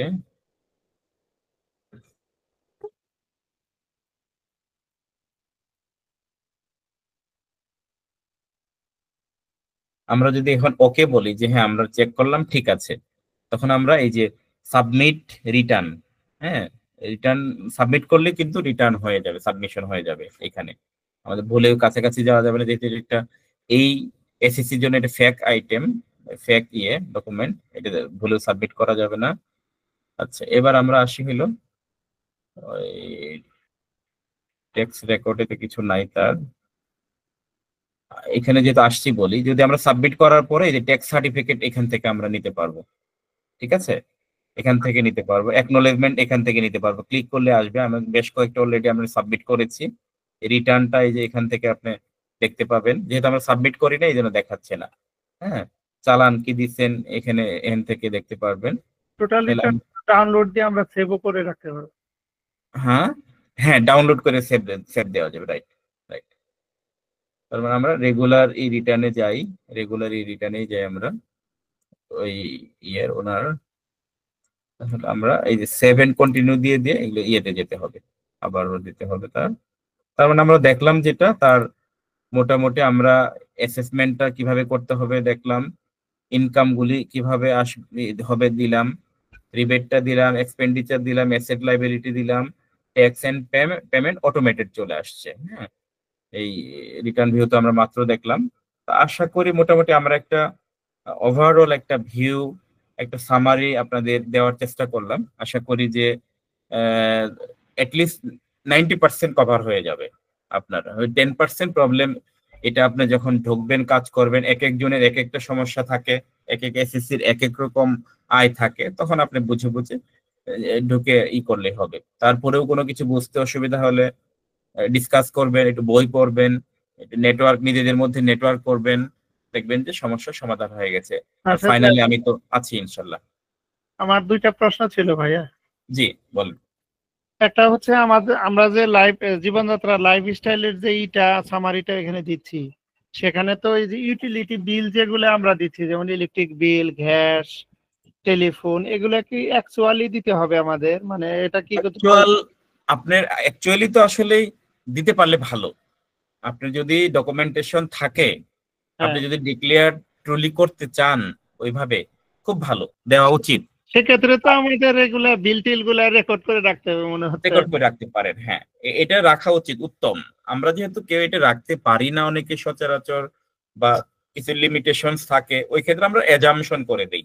তাও অ্যাজাম্পশনটা কি, এটা লজিক্যাল হতে হবে। আপনি ধরেন মান্থলি 20 লক্ষ টাকা ইনকাম, আপনি অনেক বড় কর্মকর্তা বা এটা বেসরকারি ব্যাংকের এমডি, আপনার ইউটিলিটির সাথে তার একজনের, আমার ইউটিলিটি মিলবে না, আপনার ইউটিলিটি মিলবে না। তো ওটা তার আয়ের সাথে সামঞ্জস্য রেখে তার এই যাবতীয় খরচগুলি তার কাছে শুনে শুনে আপনি নিয়ে এটা ফিল আপ করবেন, যে আপনার, আমরা ধারণা করি আপনার এত টাকা খরচ হবে, অথবা আপনিই বলেন যে আপনার কত টাকা খরচ হয়। আপনি এসএসসি কে এইভাবে জিজ্ঞাসা করবেন, ক্লায়েন্টকে এইভাবে জিজ্ঞাসা করে জেনে নেবেন যতটুকু সম্ভব। তবে এটা জিনিস মনে রাখবেন যে এই যে এইটা যদি ধরেন কথার কথা এই ব্যক্তির আয় যদি আমরা অ্যাবনর্মালি খরচটা কম দেখাই, আয়ের সাথে ব্যয়ের একেবারে কম, এটার কারণেও কিন্তু ফাইল অডিটে পড়ে।